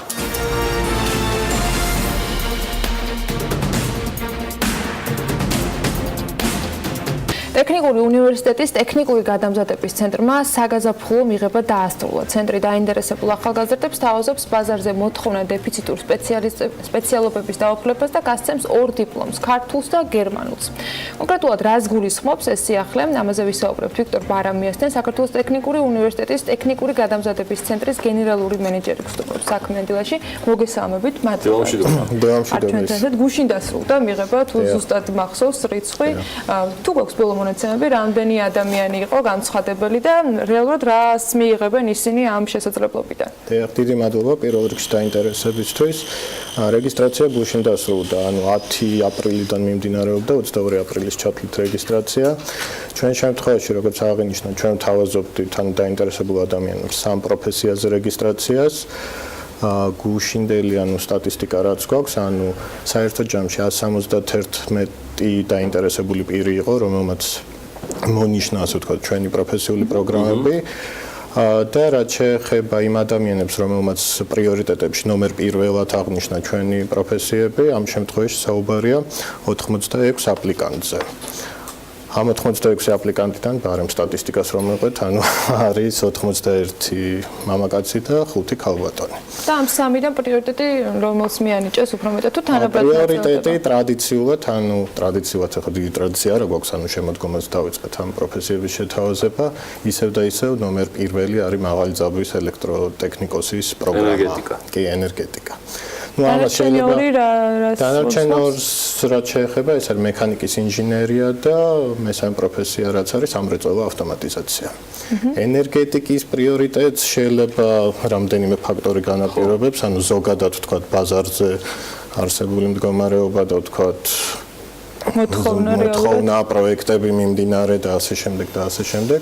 მეორე ალბათ რაც პრიორიტეტულობას განსაზღვრავს ის არის რომ დანარჩენ პროფესიებთან შედარებით ეს არის ერთწლიანი პროგრამა.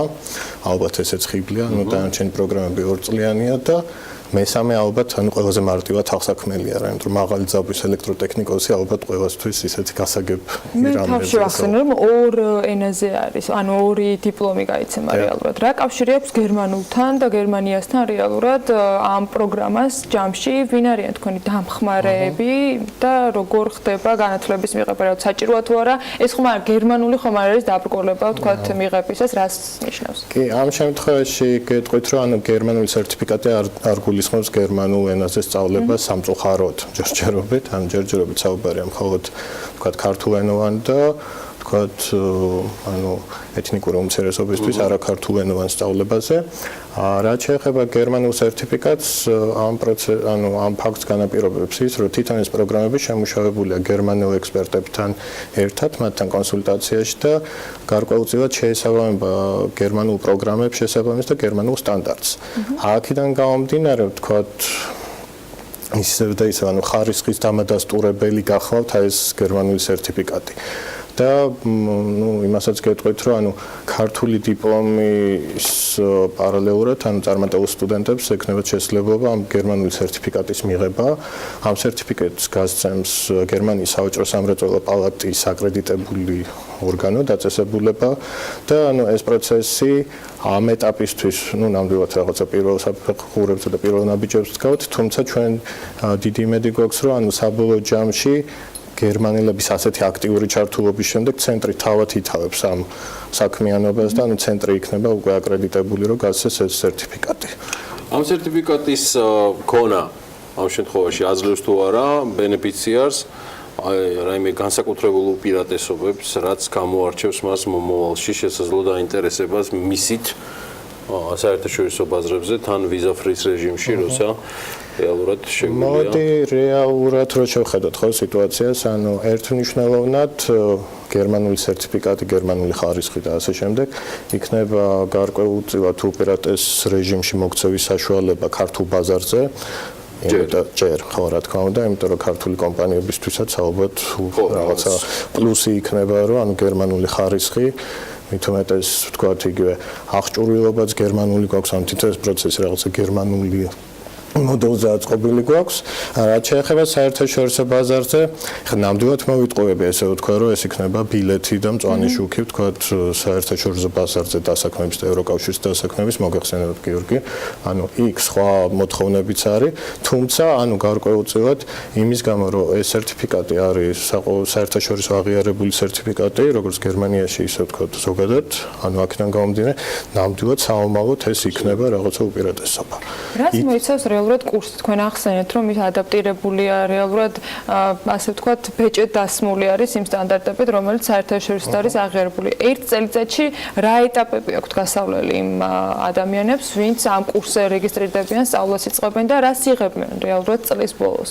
ზოგადად თეორიის სიტყვით მინდა ვთქვა, რომ ანუ ეს ინიციატივა თვითონ ტექნიკური უნივერსიტეტის და BIP საქართველოს ინიციატივა, ანუ რაღაცა საკმაოდ დიდი ისტორია აქვს და ანუ ამ პროფესიებზე სანამ გავიდოდით, ანუ იყო ჩატარებული ვთქვათ კვლევა იგივე კომპანიის მიერ, BIP-ის მიერ, მერე იყო ჩატარებული კვლევა ჯანდაცვის სამინისტროს მიერ და ჩვენი პროექტი არის იმ 10 პროექტთაგანი ერთ-ერთი, რომელიც დაფინანსებულია 1000 წლების გამოწვევის ფონდის მილენიუმის მიერ.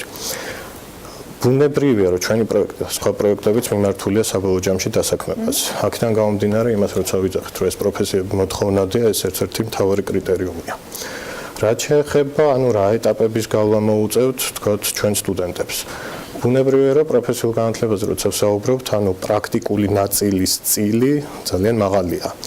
ანუ თეორიის პარალელურად, რომლის გარეშეც ასევე არ შეუძლებელია, ანუ ჩვენი სტუდენტები გაივლიან პრაქტიკულ მეცადინეობებს, ანუ ძალიან თანამედროვე აღჭურვილ ლაბორატორიებში.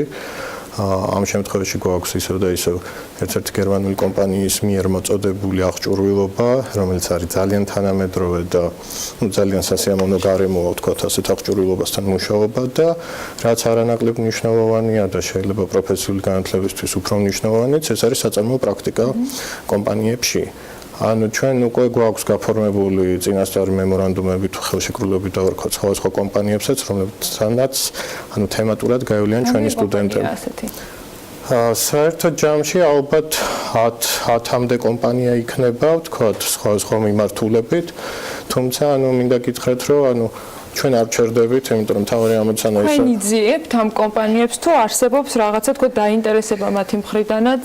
ანუ ეს ისეთი პროცესია რა, ანუ ჩვენ დავიწყეთ რა თქმა უნდა მოძიება, იმიტომ რომ თქო ჩვენ შემოვედით ბაზარზე ამ წინადადებით, თუმცა ანუ ეხლა უკვე ვართ იმ ეტაპზე, როდესაც კომპანიებიც რაღაცნაირად გამოჩნდნენ. მინდა გითხრათ, რომ ანუ მიუხედავად იმისა, რომ სიტყვაზე შემოდგომაზე დავიწყეთ, ანუ გასული წლის შემოდგომაზე დავიწყეთ სწავლება, გვაქვს რამდენიმე მაგალითი, როდესაც ჩვენი სტუდენტები, რომლებსაც ანუ პრინციპში ძალიან დიდი ხანი არ უსწავლიათ ჯერ, გვაქვს დასაქმების ფაქტები, რა ვთქვათ, კომპანიებში. რაც ძალიან საინტერესოა და ძალიან მნიშვნელოვანია, იმიტომ რომ თვითონ ეს მიდგომა კომპანიების ინტერესზე, ხო, ასე ვთქვათ. ასევე ძალიან მნიშვნელოვანია, რომ კონტინგენტი, ანუ ჩვენი სტუდენტების არის ძალიან მრავალფეროვანი. ანუ ხე გოგოებს სპეციალურად ვახსენებ ხოლმე იგივე სტატისტიკაში თუ ასე შემდეგ, იმიტომ რომ გვაქვს ასე ვთქვათ სტერეოტიპი, რომ ანუ ეს გოგონებისთვის არ არის. თუმცა ანუ ყავს სიტყვაზე იგივე მაღალი ძაბვის პროფესიაზე ერთი გოგონა ძალიან აქტიური და ну თვითონაც იძახის, რომ ანუ კიო ანუ რაღაცა მქონდა, რაღაცა დისკომფორტიო რა, მაგრამ მეორეს ხრივ ანუ მე ხო ერთ-ერთი ვიქნებოდიო და მასაც პლუსად აყენებს. ინფრასტრუქტურა თვითონ ცენტრის ვიკა, ანუ მაინტერესებს ბოლოს ჩვენი რეზუმირებისთვის, ანუ ეს არის მე როგორც ვთქვი უკვე სრულად გამართული, ჩამოყალიბებული, სადაც ასევე საერთაშორისო ექსპერტებიც არიან ჩართულები. კი, ანუ ინფრასტრუქტურას შეეხება, ანუ თვითონ ინფრასტრუქტურა ძალიან მნიშვნელოვანია, იმიტომ რომ ეს პროექტი არის ანუ ბევრი მონაწილის შედეგი და წარმატებული თანამშრომლობის შედეგი. ანუ სახელმწიფო ბიუჯეტიდან საკმაოდ დიდი თანხა არის ჩადებული რეკონსტრუქციაზე და ჩვენ შემოდგომიდან უკვე გადავთ სრულად გარემონტებულ შენობაში, სრულად ადაპტირებულ შენობაში. აღჭურვილობა არაერთხელ ახსენეთ და ძალიან თანამედროვეა და ინფრასტრუქტურას ოღონდ არაფიზიკურს, ასევე ძალიან დიდი მნიშვნელობა ის აქვს, რომ ანუ ჩვენ ტრენერებს აქვთ გავლილი ტრენინგები ანუ აი ამ გერმანული კომპანიის წარმომადგენლების მხრიდან და ეს ტრენინგები არ მთავრდება. იმიტომ რომ ვთქვათ, ჩვენ ვთვლით, რომ ანუ ეს პროცესი არის ესეთი მზარდი, მოქმედი და ანუ ეს ტრენინგების სერია გრძელდება, ვთქვათ. თვითონ სტუდენტებისათვის რამე წინაპირობები არსებობს, რასაც ისინი აუცილებლად უნდა აკმაყოფილებდნენ იმისათვის, რომ განაცხადი იყოს დაკმაყოფილებული, ანუ ლიმიტირებული გაქვთ მიღება, რაღაც კრიტერიუმები არსებობს, ასაკია შეზღუდული ან რაღაც სხვა მიმართულებით ხომ არ არის? ასაკი შეზღუდული არ არის, ანუ მრავალფეროვანი კონტინგენტი გვყავს, ანუ ყავს სკოლადამთავრებული ახალგაზრდები, ყავს ვთქვათ, საშუალო ასაკის ადამიანები, რომლებიც უკვე მუშაობენ, ყავს 60 წელს გადაცილებული მამაკაცი, ძალიან აქტიური ერთ-ერთ პროგრამაზე. თავარი წინაპირობა რაც არის ჩვენ შემთხვევაში იმის გათვალისწინებთ, რომ მაღალი დონის პროგრამები გვაქვს, ანუ მეხუთე საფეხურის და მეოთხე საფეხურის, ეს არის რომ სრული სასკოლო განათლება უნდა კონდეს და შემდეგი ეტაპი არის ტესტირება. ეს ტესტირება არის ცენტრალიზებული, ანუ განათლების სამინისტროს მიერ ორგანიზებული და ორი ტესტის ჩავარება უწევთ ჩვენ შემთხვევაში ეს არის მათემატიკის უნარების ტესტი და მეორე არის სივრცითი უნარების ტესტი. ანუ მე-9 კლასის პროგრამა არის, ესე უხეშად რო წარმოედგინოთ. წარმატებები. ძალიან დიდი მადლობა. მადლობა მობრძანებისთვის. ვიქტორ ბარამიას, საქართველოს ტექნიკური უნივერსიტეტის ტექნიკური გადამზადების ცენტრის გენერალურ მენეჯერს. მადლობა სტუმრობისთვის.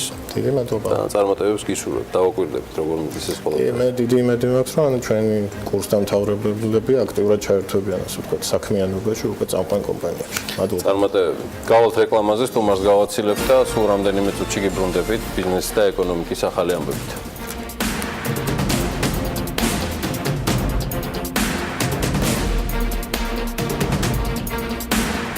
ფინანსთა მინისტრი შეერთებულ შტატებში შეხვედრებს განაგრძობს. პოლიეთილენის პარკების გამოყენების აკრძალვის შესახებ ინიციატივა მთავრობაში დასამტკიცებლად მალე შევა. 2019 წლიდან კი ქვეყანას საყოფაცხოვრებო ნარჩენების დახარისხება გადამუშავებაზე უნდა გადავიდეს. მერკადოს ხორცის სარეალიზაციო პავილიონს კრიტიკული შეუსაბამობების გამო საწარმოო პროცესი შეუჩერდა. ბიზნესი ახლეებით ვართ საქმიანი დილის პირდაპირ ეთერში. ამერიკის შეერთებულ შტატებში ვიზიტის ფარგლებში საქართველოს ფინანსთა მინისტრი, ევროკავშირის სამეზობლო პოლიტიკის და გაფართოების საკითხებში გენერალური დირექტორატის ხელმძღვანელს კატარინა მატერნოვას შეხვდა. მხარეებმა ისაუბრებს ქვეყანაში ევროკავშირის მხრიდან გაწეული დახმარების პროგრამების მიმდინარეობაზე. EUIP მორგებულია თითოეული პარტნიორი ქვეყნის სპეციფიკურ საჭიროებებზე და მოთხოვნებზე, ასევე 2020 წლამდე პარტნიორ ქვეყნებში გეგმება 44 მილიარდი ევროს რესურსის მობილიზება. ასევე შეხვედრა გაიმართა საერთაშორისო სავალუტო ფონდის წარმომადგენლებთან შეერთებულ შტატებში, სადაც ეროვნული ბანკის პრეზიდენტი კობა გონეტაძეც იყო შეხვედრაზე წარმოდგენილი. მათი განცხადებით, სავალუტო ფონდისგან საქართველოს მიმართ შეფასებები დადებითია და აქტიურად გრძელდება თანამშრომლობა. საერთაშორისო სავალუტო ფონდი, ისე როგორც მსოფლიო ბანკი, სრულად უჭერს მხარს ჩვენს მიერ ინიცირებულ სტრუქტურულ რეფორმებს. ამის გარდა ჩვენ გვაქვს სრული მხარდაჭერა იმ რეფორმებში, რომელმაც უნდა უზრუნველყოს საქართველოში ინკლუზიური და მცირე და საშუალო ბიზნესის განვითარება, ანუ ისეთი ტიპის ეკონომიკური ზრდა, რომელიც შეეხება თითოეულ ჩვენს მოქალაქეს, თითოეულ ქართულ ოჯახს. ამის გარდა ბევრი ქვეყანაა დაინტერესებული რომ გაეცნოს იმ პრაქტიკას, რაც ჩვენ დავამკვიდრეთ საქართველოში საგადასახადო ადმინისტრების თვალსაზრისით, განსაკუთრებით ეს შეეხება მოგების გადასახადის რეფორმას. განვიხილეთ იმ პროგრამის მიმდინარეობის საკითხები, რომელსაც საერთაშორისო სავალუტო ფონდი აფინანსებს და აღმასრულებელმა დირექტორმა აღნიშნა, რომ პროგრესი არის ძალიან კარგი, ხელისუფლების მიერ აღებული ყველა ვალდებულება არის შესრულებული. საქართველოსა და შვეიცარიის კონფედერაციას შორის სავაჭრო ეკონომიკური ურთიერთობების შესახებ საქართველოს ფინანსთა მინისტრმა მამუკა ბახტაძემ და შვეიცარიის კონფედერაციის ფედერალურმა პრეზიდენტმა ეკონომიკის განათლებისა და კვლევების მინისტრმა ამერიკის შეერთებულ შტატებში საქართველოს ფინანსთა მინისტრის ვიზიტის ფარგლებში გამართული შეხვედრის დროს ისაუბრეს. მისი თქმით, საუბარი ორ ქვეყანას შორის ახალი ინვესტიციების მოზიდვის შესაძლებლობა შეეხო სხვადასხვა სფეროში. განმარტავს, რომ განსაკუთრებით მნიშვნელოვანია მსოფლიოში მატარებლების წარმოებელი ლიდერი შვეიცარიული კომპანია შტადლერ რელის მიერ თბილისში ვაგონ წარმოებელი და ვაგონ შემკეთებელი ქარხნის მშენებლობის თემა. შვეიცარია არის ერთ-ერთი ყველაზე პოზიტიური გამონაკლისი ევროკავშირის ქვეყნებიდან, ვისთანაც ჩვენ გვაქვს პოზიტიური სავაჭრო სალდო და ჩვენ გვაქვს ძალიან დიდი იმედი, რომ სავაჭრო დოკუმენტის ამოქმედების შემდეგ ჩვენ მნიშვნელოვნად გავზდით ჩვენს ექსპორტს შვეიცარიაში. ამასთან ერთად ვისაუბრეთ იმ ახალ ინვესტიციების შესახებ, რომელიც იგეგმება რომ შვეიცარიიდან განხორციელდეს საქართველოში. თბილისის მერია ღამის ეკონომიკის განვითარების სტრატეგიას 6 თვეში წარმოადგენს. ეს პერიოდი დასჭირდება კვლევების ჩატარებას, რომელმაც დედაქალაქის განვითარების მიმართულებების პოტენციალი უნდა გამოკვეთოს. ღამის ეკონომიკის პროექტის ხელმძღვანელი სერგი გვარჯალაძის განცხადებით, კონცეფციის შექმნამდე მისმა ავტორებმა კონსულტაციები გაიარეს მსოფლიოს დიდ ქალაქებთან დაკავშირებით და შეისწავლეს მათი გამოცდილება. მისივე თქმით, პროექტის განვითარებაში ჩაერთვება კულტურის და სპორტის ინდუსტრია, ვაჭრობის და ტურიზმის სექტორები.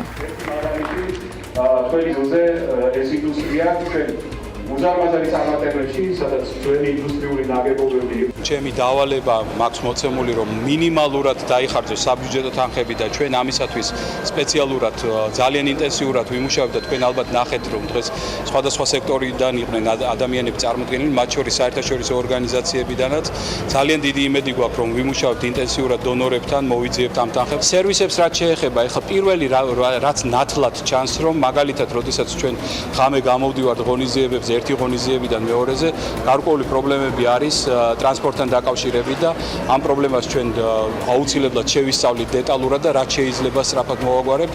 ძალიან კარგი იდეა გვაქვს ღამის ავტობუსებთან დაკავშირებით, ჩვენ ველოსიპედს არ ვიგონებთ, ეს გამოცდილება არის. ვფიქრობ, რომ ეს სადღაც ოქტომბრისთვის უკვე გარკვეულ სახეს მიიღებს, ან მინიმუმ გვეწოდინება ზუსტად რა გვიჯდება ეს პროექტი, როგორი მეთოდოლოგიით უნდა შევისწავლოთ და ასე შემდეგ. პოლიეთილენის პარკები გამოყენების აკრძალვის შესახებ ინიციატივა მთავრობაში დასამტკიცებლად მალე შევა, ამბობს გარემოს დაცვისა და სოფლის მეურნეობის მინისტრის პირველი მოადგილე ნოდარ კერესელიძე. საქართველოში პლასტიკის პარკების გამოყენების შემცირებაა დაგეგმილი. სამინისტრომ ახალი ინიციატივა პლასტიკის პარკების გამოყენების შემცირების მიმართულებით შეიმუშავა და გარემოს დაბინძურების პრევენციის კუთხით გულისხმობს. ეს ინიციატივა, რომელიც სულ მალე უნდა დამტკიცდეს, გარემოსთვის ზიანის მიყენების შემცირების მიზნით ქვეყანაში ეთილენის პარკების გამოყენების აკრძალვის შესახებ გარემოს დაცვის სამინისტროს ნარჩენების მართვის სამსახურმა პროექტის შემუშავებაც დაიწყო, რომელიც უნდა დამტკიცდეს და მთავრობას გადაეგზავნოს. პროექტის მიხედვით 15 მიკრონზე ნაკლები სისქის პლასტიკის პარკები აიკრძალება და ეს ყველაზე თხელი პლასტიკის პარკია, რომელიც ერთჯერადია და მისი მეორედ გამოყენება არ ხდება. როგორც მოსალოდნელი იყო, პარკების აკრძალვა 2018 წლის 1 იანვრიდან უნდა მომხდარიყო, თუმცა პროექტი მთავრობას ჯერ არ ჩაბარებია. 2019 წლიდან ქვეყანა საყოფაცხოვრებო ნარჩენების დახარისხება გადამუშავებაზე უნდა გადავიდეს. შესაბამის მოთხოვნებს მუნიციპალიტეტებს მყარი ნარჩენების მართვის შესახებ კანონმდებლობა და სამოქმედო გეგმა უწესებს. მყარი ნარჩენების მართვის კომპანიის ხელმძღვანელის მრჩეველი განმარტავს, რომ სწორედ მუნიციპალიტეტები არიან ვალდებულები ნარჩენების შეგროვება ფრაქციებად მოახდინონ და განახორციელონ მისი ტრანსპორტირება. ხათუნა ჩიკვილაძის თქმით, მათ სახელმწიფო კონტეინერების მიწოდებაში დაეხმარება.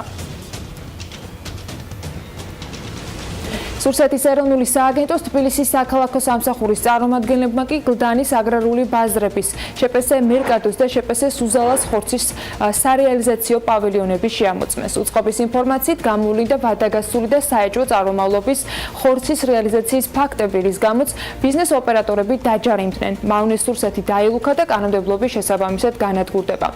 სულ 200 კილოგრამზე მეტი მსხვილფეხა საქონლის და ქათმის იმპორტირებული ხორცია დალუქული. გარდა ამისა, მერკადოს ხორცის სარეალიზაციო პავილიონს კრიტიკული შეუსაბამობების გამო საწარმოო პროცესი საერთოდ შეუჩერდა.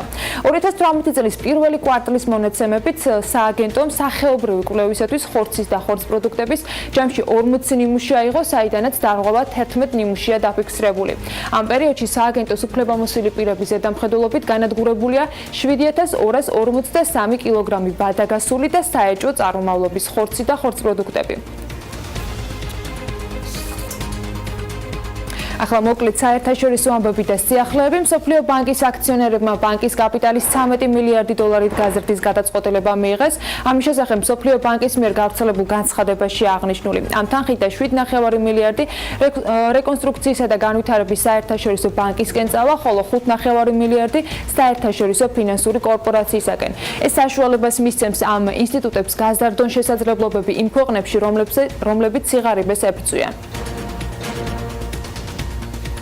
გერმანულმა Deutsche Bank-მა კი ერთ-ერთ ბირჟაზე საიდანაც ის საქმეს აწარმოებს 35 მილიარდი დოლარის უსაფრთხოების დეპოზიტი შეცდომით გადარიცხა.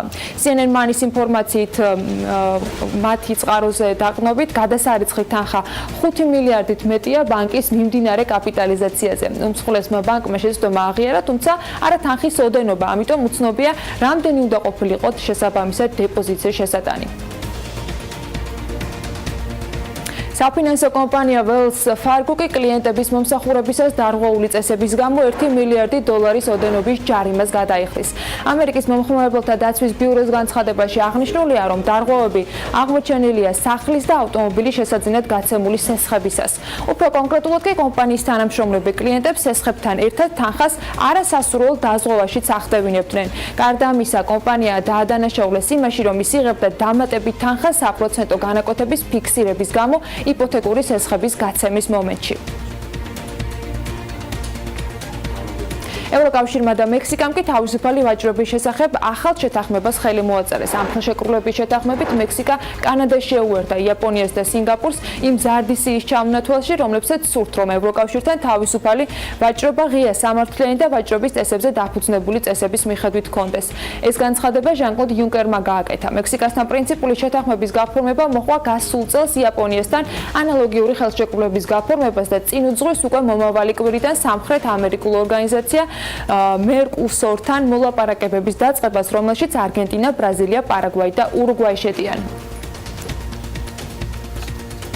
სოფლიოში ხელმომწერების რაოდენობის მიხედვით უმსხვილესი ვიდეო სტრიმინგ სერვის კომპანია Netflix-ი ევროპაში ფილმების და სერიალების გადაღებაზე დახარჯული თანხების გაზრდას აპირებს. საუბარია მიმდინარე წლის განმავლობაში 1 მილიარდი დოლარის დახარჯვაზე, ეს ინფორმაცია კი Financial Times ეკუთვნის. გამოცემის წყაროს ინფორმაციით დამატებითი სახსრების გამოყოფა როგორც ინგლისურენოვან პროდუქციაზე, ასევე სხვა ენებზე წარმოებული კონტენტის შექმნაზე იგეგმება. მათ შორის საუბარია ესპანურ, გერმანულ, ფრანგულ, პოლონურ, თურქულ და ნიდერლანდურ კონტენტ ჯამში მიმდინარე წელს Netflix-ი გეგმავს, რომ 8 მილიარდი დოლარი დახარჯოს ფილმებსა და სერიალების გადაღებაზე.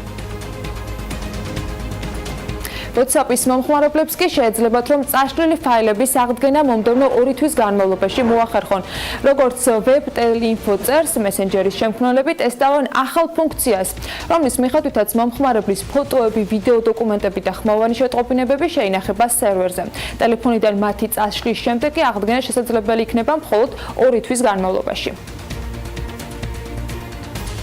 Cambridge Analytica სკანდალის შემდეგ ცნობილი გახდა, რომ გავლენიანმა აუდიტორულმა კომპანიამ შემოწმებისას ვერ გამოავლინა ვერც ერთი ინფორმაციის გაჟონვის ფაქტი და ვერც მისი მოხდენის ალბათობა. ჩვენი აზრით, Facebook-მა თვითკონტროლის სისტემა კონფიდენციალურობის საკითხებში გონივრული გარანტიების საფუძველზე ჰქონდა. ნათქვამია, სააუდიტორო კომპანია PricewaterhouseCoopers's 12 აპრილით დათარიღებულ განცხადებაში, ბოლო აუდიტი 2 წლიანი პერიოდის ნაწილს მოიცავდა და ის 2017 წლის თებერვალში სრულდებოდა.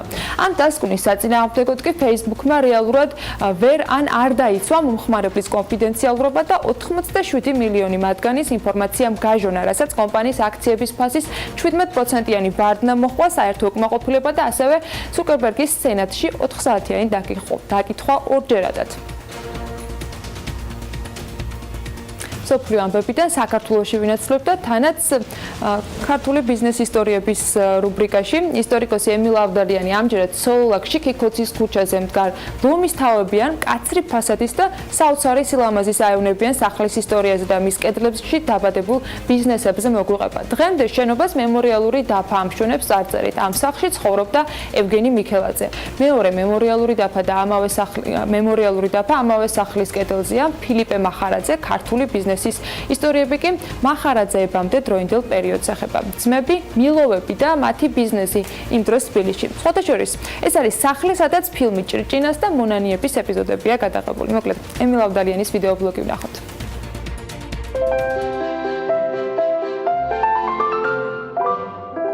დილა მშვიდობის. ვინ ააშენა ლამაზი შენობა ქიქოძის ნომერ 11-ში? დღევანდელ გადაცემაში ძმებ მილოვებზე ვისაუბრებთ.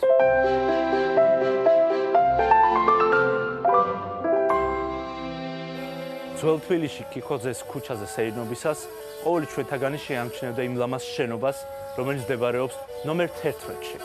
ამ შენობლის შემქმნელი იყო ცნობილი თბილისელი არქიტექტორი მიქელოვი, რომელსაც ეკუთვნის ძალიან ბევრი შენობა მთელი თბილისის მასშტაბით. ამ შენობის დამკვეთნი იყვნენ ვინმე ძმები მილოვები. ეს ძმები არ არიან ფართოდ ცნობილები ზოგადად თბილისის მაცხოვრებლებისათვის, თუმცა დანამდვილებით ვიცით ის, რომ ძმები მილოვები ცხოვრობდნენ მე-19 საუკუნის ბოლოსა და მე-20-ის დასაწყისში თბილისში.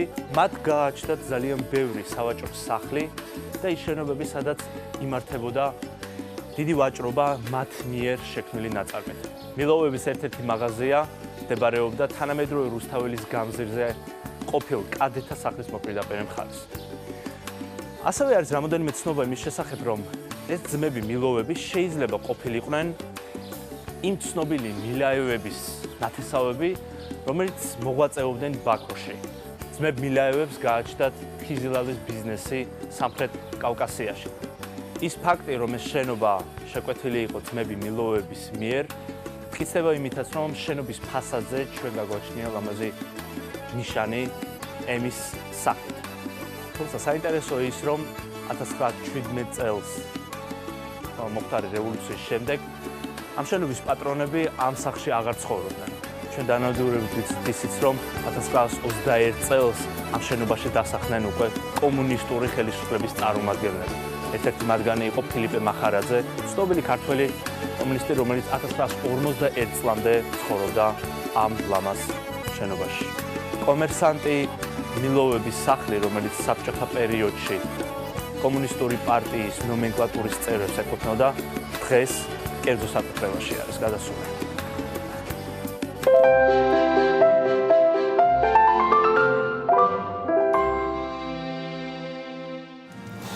საქართველოსა და ბრაზილიას შორის დიპლომატიური ურთიერთობების 25 წლისთავთან დაკავშირებით გასულ კვირას თბილისი ბიზნეს ფორუმს მასპინძლობდა BMG-ის მაყურებელი ნახავდა არაერთ სიუჟეტს ამ თემაზე. მაშინ მონაწილეობდა ბრაზილიისა და ქართული ბიზნეს სექტორის წარმომადგენლებიც. შეხვედრაზე ასევე განიხილეს ორმხრივი ეკონომიკური თანამშრომლობის პერსპექტივები. ეს ამბავი მარტო სიუჟეტის ამარა ვერ ჩაევლიდა და ჩვენ ვაგრძელებთ ერთგვარად ტრადიციას, რომელსაც საქმიანი დილის სტუდიაში პირადად პერსონიფიცირებული წარმომადგენლები ჩვენი დიპლომატებისა, ხოლო one-to-one-ის რეჟიმში ამას უკვე ელენე ჩომახიძე აკეთებს ხოლმე, მაგრამ დღეს გვაქვს პატივი უმასპინძლოთ მის აღმატებულებას სისერო მარტინ გარსიას, იგი ბრაზილიის ელჩი გახლავთ საქართველოში და ჩვენთან არის მიხეილ ხიდურელი, კომპანია სავეის მართველი პარტნიორი. მიშა, დიდი მადლობა რომ ხართ ჩვენთან ერთად. მისთან ბესედა. ძალიან მოხარული ვარ რომ ხართ ჩვენთან ერთად და დიდი მადლობა თქვენო აღმატებულებამ.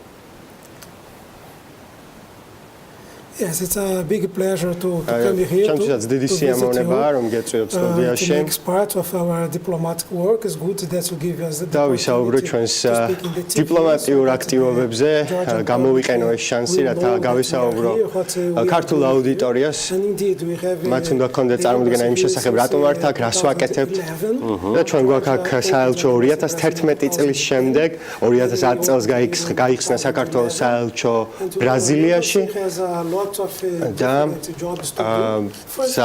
ბრაზილიის საელჩოს გააჩნია ძალიან ბევრი დანიშნულება, პირველ რიგში პოლიტიკური, რადგან საელჩო თავისი შინაარსით არის პოლიტიკური. საქართველოში საქმიანობს ძირითადად დემოკრატიის განვითარების თუ და საქართველოს ტერიტორიული მთლიანობის მხარდაჭერის მიმართულებით. ჩვენ უკვე დაახლოებით 3 წლის განმავლობაში გვაქვს თავისუფალი ვიზის რეჟიმი ორ ქვეყანას შორის, რაც ძალიან სასარგებლოა. შემიძლია ვთქვა, რომ ევროპას ბრაზილიამ დაასწრო.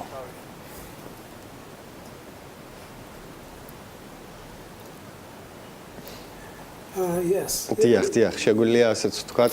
Okay, please proceed. Go ahead. And we have also the other aspects of relations. ურთიერთობის განსხვავებული ასპექტებიც გაგვაჩნია, მაგალითად კომერციული. კომერციულთან დაკავშირებით და ისევე როგორც ყველაფერს სხვა დანარჩენზე, გასაგებია ამ შესავალისთვის, მადლობა. გამომდინარე იქიდან, რომ მაინც ბიზნეს გადაცემაა და ბიზნეს გადაცემის ფორმატია, ჩვენთვის ძალიან მნიშვნელოვანია კულტურული მიღწევები საქართველოს და ბრაზილიას შორის, თუმცა მე მაინც მსურს, რომ ამ 25 წლის თავზე თქვენ ბატონო ელჩო გამოყოთ ის ძირითადი მიღწევები, რითაც შეიძლება გამოვიყოს ბრაზილიის და საქართველოს ეკონომიკური ურთიერთობები და რა ძირითად გამოწვევებს აფიქსირებთ შემდეგი წლების განმავლობაში, რომ ჩვენი ურთიერთობები ეკონომიკაში და ბიზნესში გაღრმავდეს. Yes, we commemorate the 25 years of relations two ways. One of the concerts. გვაქვს 25 წლიანი ურთიერთობის ისტორია. Yes. With the Brazilian music. ენდუახტან კახიძე. პარასკევს ქონდა ღონისძიება. And also we had the delegation coming from Brazil. That was a trade mission that ქონდა სავაჭრო მისია ჩამოვიდა ბრაზილიიდან. To make it happen since I was here 2.5 years ago. And all the time negotiating with Brazil. თელი დროის განმავლობაში მიმდინარეობდა მოლაპარაკებები ქართულ და ბრაზილიურ მხარეებს შორის, ორივე მხარეს გააჩნია თავისი ინტერესები, საერთო ინტერესებიც. Brazil is not very easy. და ეს იყო საკმაოდ ხანგრძლივი სამუშაო, რომელმაც ნაყოფიერი რომელსაც ნაყოფიერი მცდელობები დასჭირდა, საბოლოოდ მივაღწიეთ მცდელობას და მივაღწიეთ მიზანს და ბრაზილიის საგარეო საქმეთა მინისტრი ჩამოვიდა საქართველოში გასული წლის ნოემბერში. და ორმხრივ ურთიერთობის არაერთი თემა მიმოიხილა მან საქართველოსთან ერთად, მათ შორის კომერციული მიმართულება და საბოლოოდ ჩვენ ასევე გქონდა სავაჭრო მისიაც ბრაზილიიდან. გასულ წელს მინისტრი ჩამოვიდა, ასევე ჩამოვიდა ბრაზილიის სავაჭრო წარმომადგენელი, რომელიც ცხოვრობს მოსკოვში. და მე მოვიწვია ის, რომ ჩამოსულიყო საქართველოში. გასული წლის მაისში შესაბამისად ის დაელაპარაკა ხალხს, ის ესაუბრა საგარეო საქმეთა სამინისტრო საქართველოში, კომერციულ, ასე ვთქვათ, კომერციული ურთიერთობები განიხილა და ასე თანდათან ჩვენ განვავითარეთ ჩვენი ურთიერთობები ორ ქვეყანას შორის. ის ფირმები, რომლებიც ჩამოდიან, თქვა ბრაზილიიდან საქართველოში, ხსნიან თავიანთ ბიზნესს, მათ ექნებათ საკმაოდ კარგი გარემო. Okay. That's why I'm moving to Michael. bilateral cooperation. და ეს ორმხრივ ურთიერთობები არის საკმაოდ პერსპექტიული, რადგან ჩვენ ასე ვთქვათ ეტაპობრივად მივახციეთ იმას, ინფორმაციის გაცემით, მიმართულებების გაცემით, კერძო კომპანიები აწარმოებენ ბიზნესს, როგორც ბრაზილიაში. როგორ აფასებთ თქვენ ესწრებოდით და ძალიან აქტიურად ხავით ჩართული ამ თემაში. გულისხმობ ბრაზილიის trade mission-ის საქართველოში აი ამ ფორუმის ორგანიზებაში მათ შორის. ჩემი კითხვა პრინციპში იგივეა, რაც ელჩ გარსიას დაუსვი, გულისხმობ იმ გამოწვევებზე და ერთგვარად მანამდე შეფასება. რა ეტაპზეა საქართველო-ბრაზილიის ურთიერთობა და თქვენ პირადად და თქვენი კომპანიის გადმოსახედიდან რა პოტენციალს ხედავთ? მოგესალმებით, მივესალმებით თქვენს მაყურებელს. პირველ რიგში იქიდან გამომდინარე, რომ ბრაზილია არის ჩვენგან ძალიან შორს და როგორც ბატონმა ელჩმა ახსენა, არ არის ადვილი ბრაზილულ კომპანიები დაარწმუნო იმაში, რომ საქართველოში მათთვის არის პოტენციალი, თუმცა ჩვენმა სავაჭრო მისია მოლოდინებს გადააჭარბა. ზოგადად ახლა პირველი სავაჭრო მისიის დროს არასოდეს არ არის მოლოდინი, რომ რამე კონტრაქტი გაფორმდება. თუმცა ჩვენ ზუსტად იგივე სავაჭრო მისია გვქონდა სომხეთშიც და მეორე დღეს უკვე საქართველოში. საქართველოში იყო ბევრად აქტიური ჩვენ და სასიხარულოდ რამდენიმე კომპანია უკვე ერთმანეთში საუბრობს და ეს საუბარი დიდი ალბათობით უკვე რაღაცა კონტრაქტში გადაიზრდება. შესაბამისად, სწორი B2B matchmaking იყო ალბათ წარმატების მომტანი იმ კუთხით, რომ ჩვენ არ გვინდოდა ყოფქონოდა ამას რაღაც ზოგადი სახე, რომ შეხვედროდნენ დიდი კომპანიები, დიდ ბრაზილიური კომპანიები, რადგან უმსხვილესი კომპანიები ჩამოვიდნენ ბრაზილიიდანაც, ამიტომ სწორად შევარჩიეთ ქართული კომპანიების ის წერტილები, რა წერტილებში შეიძლებოდა ურთიერთობა დაემყარებოდეს კომპანიებთან. შესაბამისად, ამან გამოიწვია ის, რომ ძალიან კმაყოფილები არიან ბრაზილიური კომპანიები ამ ვიზიტით, ორი მათგანი უკვე აქტიურად საუბრობს ქართულ კომპანიებთან და B2B შეხვედრების მეორე დღეს უკვე ეს ადამიანები რამდენიმე კომპანიაში წაიყვანეს საით ვიზიტის კუთხით უკვე დაანახეს მაგალითად მაღაზიები თავში და ასე შემდეგ შესაბამისად ამას არავინ არ ელოდა ძალიან გვიხარია და ვთვლით რომ ეს არის პირველი ნაბიჯი აქედან დავიწყე რომელ სფეროს წარმოადგენენ თუ შეიძლება კონკრეტული კომპანიები ვერ გითხრათ თუ შესაძლებლობა არის ესეც გაგვიზიაროთ სფეროებს გეტყვით ძირითადად ბრაზილიიდან დავიწყე ბრაზილიიდან ჩამოსული იყო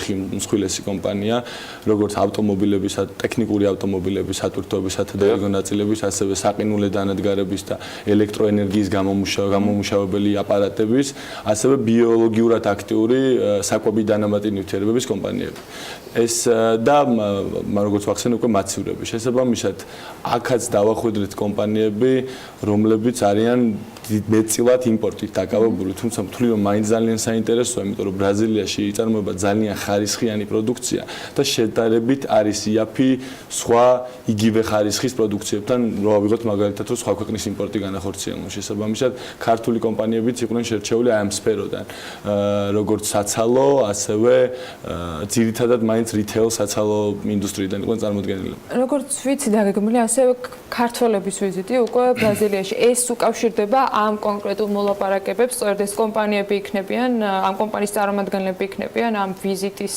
ფარგლებში ბრაზილიაში ვთქვათ დელეგაციაში თუ რამე სხვა ფორმით გეგმავთ ახლა რომ სხვა მიმართულებებზე ვთქვათ ურთიერთობისათვის უკვე ქართველები წავიდნენ ბრაზილიაში ერთიც და მეორეც შესაბამისად ანუ პირველი ქართული მყიდველების წაყვანა იგეგმება ესეთი საკითხი, თუმცა მეორე რაც უფრო მნიშვნელოვანი გონია არის ჩვენი ქვეყნისთვის იქნება ის რომ მოხდეს ქართული ბიზნეს დელეგაციის წაყვანა, თუნდაც ამ ფორმატით რაც ვთქვით, მაგრამ არა მარტო ბაიერების, არამედ არის რამდენიმე ძალიან საინტერესო ქართული პროდუქტი, რითიც შეიძლება ბრაზილია დავაინტერესოს და ეს არ არის აუცილებელი იყოს ექსპორტი, მაგალითად ჩვენ გვაქვს ძალიან საინტერესო ფაგების თემა, რაც ანაცვლებს რეალურად ცხოველების ვაქცინას ფერმებზე და არის ნაკლებად მავნე და ბევრად ეფექტური და აი ეს ერთ-ერთი საინტერესო თემა რითიც მე მინდა რომ ყოველ შემთხვევაში დაუძრა ეს ურთიერთობები შეიკრას დელეგაცია ქართული და მივლინდეს ბრაზილიაში ეს არის მიზანი ამიტომ ამბობდი რომ ეს არის პირველი ნაბიჯი ბრაზილია საქართველოს შორის ურთიერთობების დამყარების და არის ძალიან აქტიური ნაბიჯი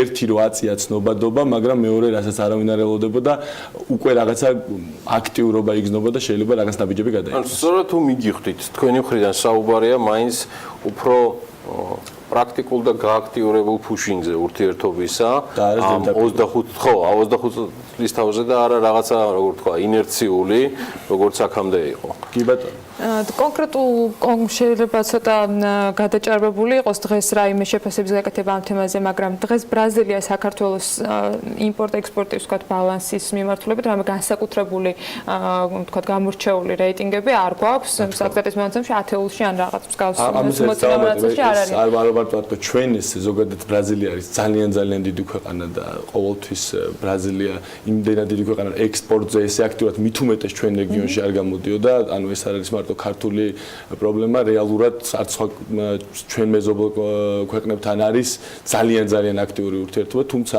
ძალიან დიდი ნაბიჯი გადადგმა ბრაზილიის საელჩო გვეხმარება ამ ყველაფერში, ბრაზილიის ექსპორტის განვითარების სააგენტო დაახლოებით მსგავსი როგორც ჩვენი Enterprise Georgia, ამიტომ მე მგონია რომ სწორი ჩართულობით და სწორი ინდუსტრიების ერთმანეთთან დაკავშირებით ეს ციფრები გაიზრდება. ბატონი ელჩი მე მგონი იგივე კითხვაზე უნდა დაითანხმო.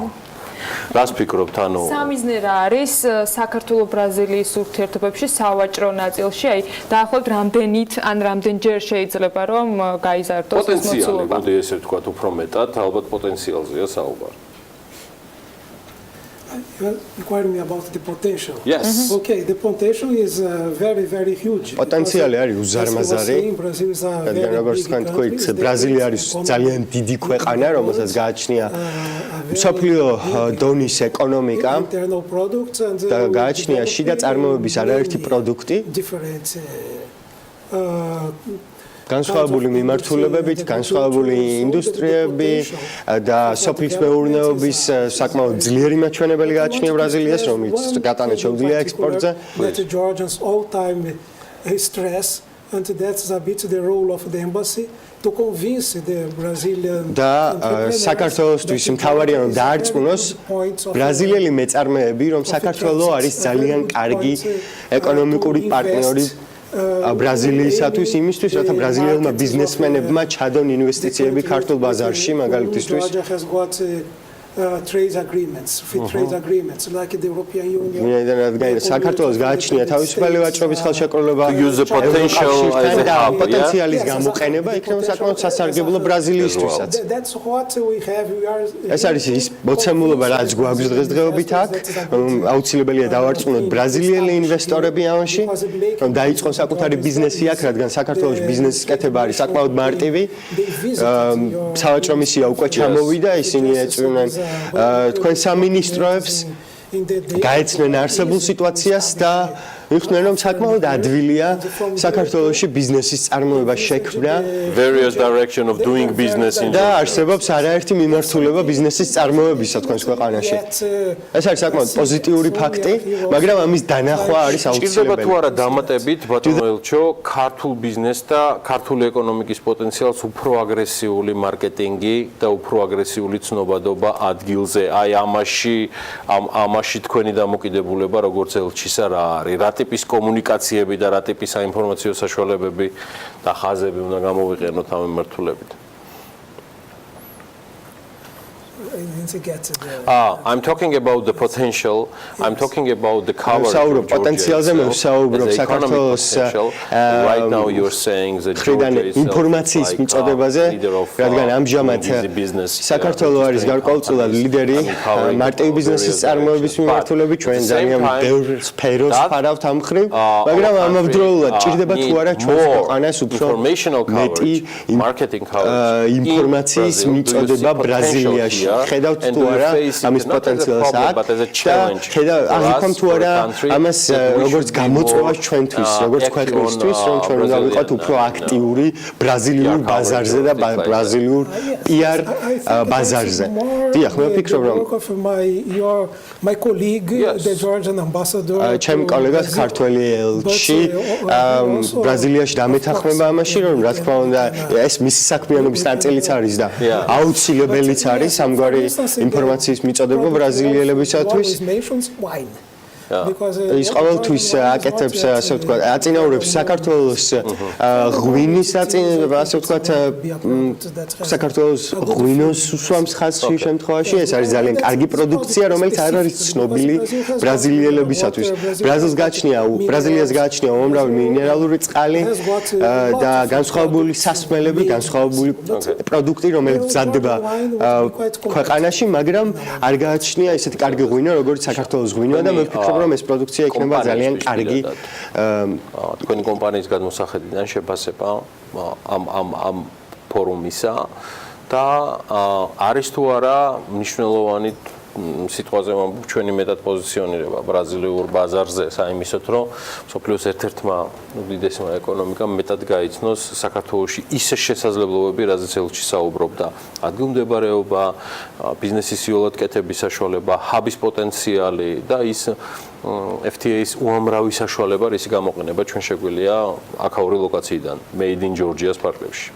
რა თქმა უნდა, მე მგონია რომ ზოგადად ჩვენ რა რეფორმებიც გვაქვს ეს გასაკვირი და სასიამოვნო ფაქტია არა მარტო ბრაზილიისთვის, ყველასთვის და რა თქმა უნდა, ჩემი აზრით, ბევრად შეიძლება ჩვენი PR-ის გაუმჯობესება, მით უმეტეს ეხა როცა ჩვენ უკვე სავაჭრო მიმოსვლა გვაქვს თავისუფალი როგორც ევროპასთან, ასევე ჩინეთთან, ეს არის ძალიან დიდი პოტენციალი, რომ ეს ფაქტობრივად ვართ ბრაზილიას და ჩინეთს შორის შუაში და შეიძლება ეს ძალიან კარგად გამოვიყენოთ.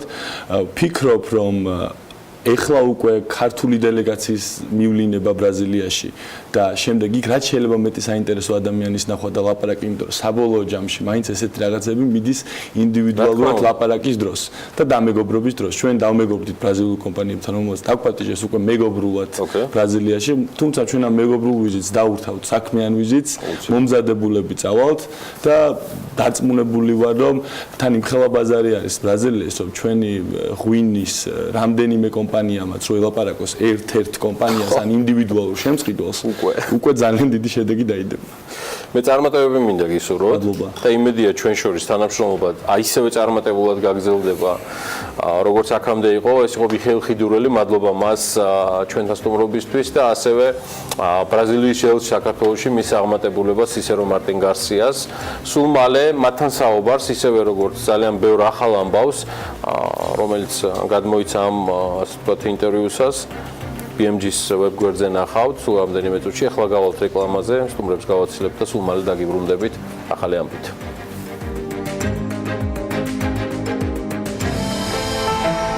ამინდის პროგნოზის სპონსორია SEU Development-ი.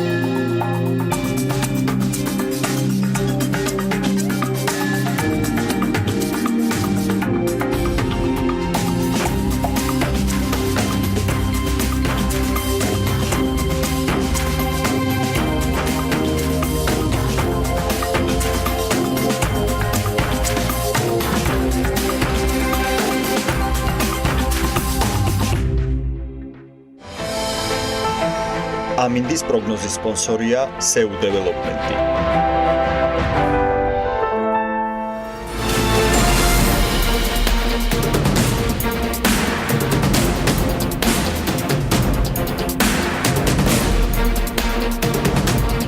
რა ფინანსური რესურსი იქნება საჭირო ღამის ეკონომიკის განვითარებისათვის, პროექტის განხორციელებისათვის მიმდინარე წლის ოქტომბრის ბოლოსთვის უკვე ზუსტად გვეცოდინება ამ კითხვაზე პასუხი. იქამდე კვლევა უნდა ჩატარდეს, რომელმაც დედაქალაქის განვითარების მიმართულებების პოტენციალი უნდა გამოკვეთოს. ღამის ეკონომიკის განვითარების პროექტის კონცეფციის პრეზენტაციის შემდეგ დღეს ანდრია ბასილაიას ნინი ლონგურაშვილი მასპინძლობს და სხვა ყველა დეტალთან ერთად კიდევ ბევრ საინტერესო ამბავს შევიტყობ ნინი დილა მშვიდობის მივესალმებით ჩვენს სტუმარს. დილამშვიდობის ანა მივესალმებით ჩვენ მაყურებელსაც. თბილისის მერთან ერთად პარასკევს სერგი გვარჯალაძემ ის ხედვა წარადგინა, რომლითაც დედაქალაქში ღამის ეკონომიკის განვითარების გზებს ხედავს. პრეზენტაციაზე ითქვა, რომ სოფლიო მაგალითებს სწავლობენ და ბევრი საინტერესო პროექტის განხორციელებას სურთ. თუმცა ისიც აღინიშნა, რომ საბიუჯეტო თანხები მინიმალურად უნდა დაიხარჯოს. ყველა ღონისძიება კვლევის შედეგად დაიგეგმება. დეტალურად იქნება შესწავლილი თბილისის ყველა რაიონი. გამოითქვა იმედი, რომ ბიზნესიც აქტიურად ჩაერთვება ღამის ეკონომიკის განვითარების პროექტში. სად ხედავს ბიზნესის ჩართულობის აუცილებლობას, რა ფორმით შეიძლება თანამშრომლობა კერძო სექტორისა და ადგილობრივი მთავრობის და სად გადის ზღვარი, რომელიც ყველა მხარის ინტერესებს მოერგება. ანდრია ბასილაია სტუმრობს და მასთან ერთად გავაგრძელებთ საუბარს საქმიანი დილაში. მადლობა რომ ხართ დილიდან ჩვენი სტუმარი. ბატონო ანდრია, უკვე დავსვი ფაქტობრივად პირველი კითხვა, რომ ბიზნესიც იქნება აქტიურად ჩართული, ეს ითქვა პრეზენტაციაზეც და რა ფორმით მოხდება აი კერძო სექტორისა და ადგილობრივი მთავრობის ჩართულობა აი ამ პროცესში. დიახ, მოგესალმებით, მივესალმებით თქვენ სტუმარს. ყველა ესეთ წამოწყებაში, რომელიც წარმატებულია მსოფლიოში, აუცილებლად არის სინთეზი, კერძო სექტორის და სამთავრობო სინთეზი. ჩვენ ამ შემთხვევაში ვართ უფრო მოდერატორი, უფრო კოორდინატორი, ვიდრე ასე ვთქვათ ინვესტორი, თუმცა არ არის გამორიცხული, რომ პირველ ეტაპზე გარკვეული თანხები აუცილებლად ჩაიდება, რომ მოხდეს ამ სექტორის სტიმულირება. ჩვენ ვხედავთ კერძო სექტორის როლს ძირითადად ახალი ბიზნესების წამოწყებაში. ეს შეიძლება იყოს გარკვეული საინვესტიციო პაკეტები, რომელსაც ჩვენ მოვამზადებთ და შევთავაზებთ აუცილებლად კერძო სექტორს და ეს იქნება აუცილებლად კრეატიული სექტორის ჩართულობა, ვინაიდან წარმოუდგენელია ღამის ცხოვრება, ასეთი.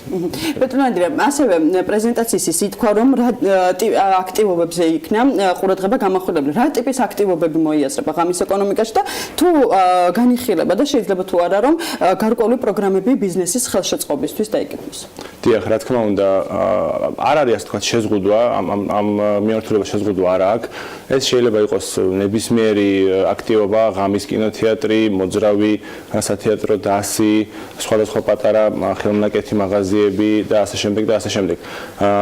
ბუნებრივია ჩვენ ვიფიქრებთ გარკვეული სტიმულის შექმნაზე კერძო სექტორისთვის.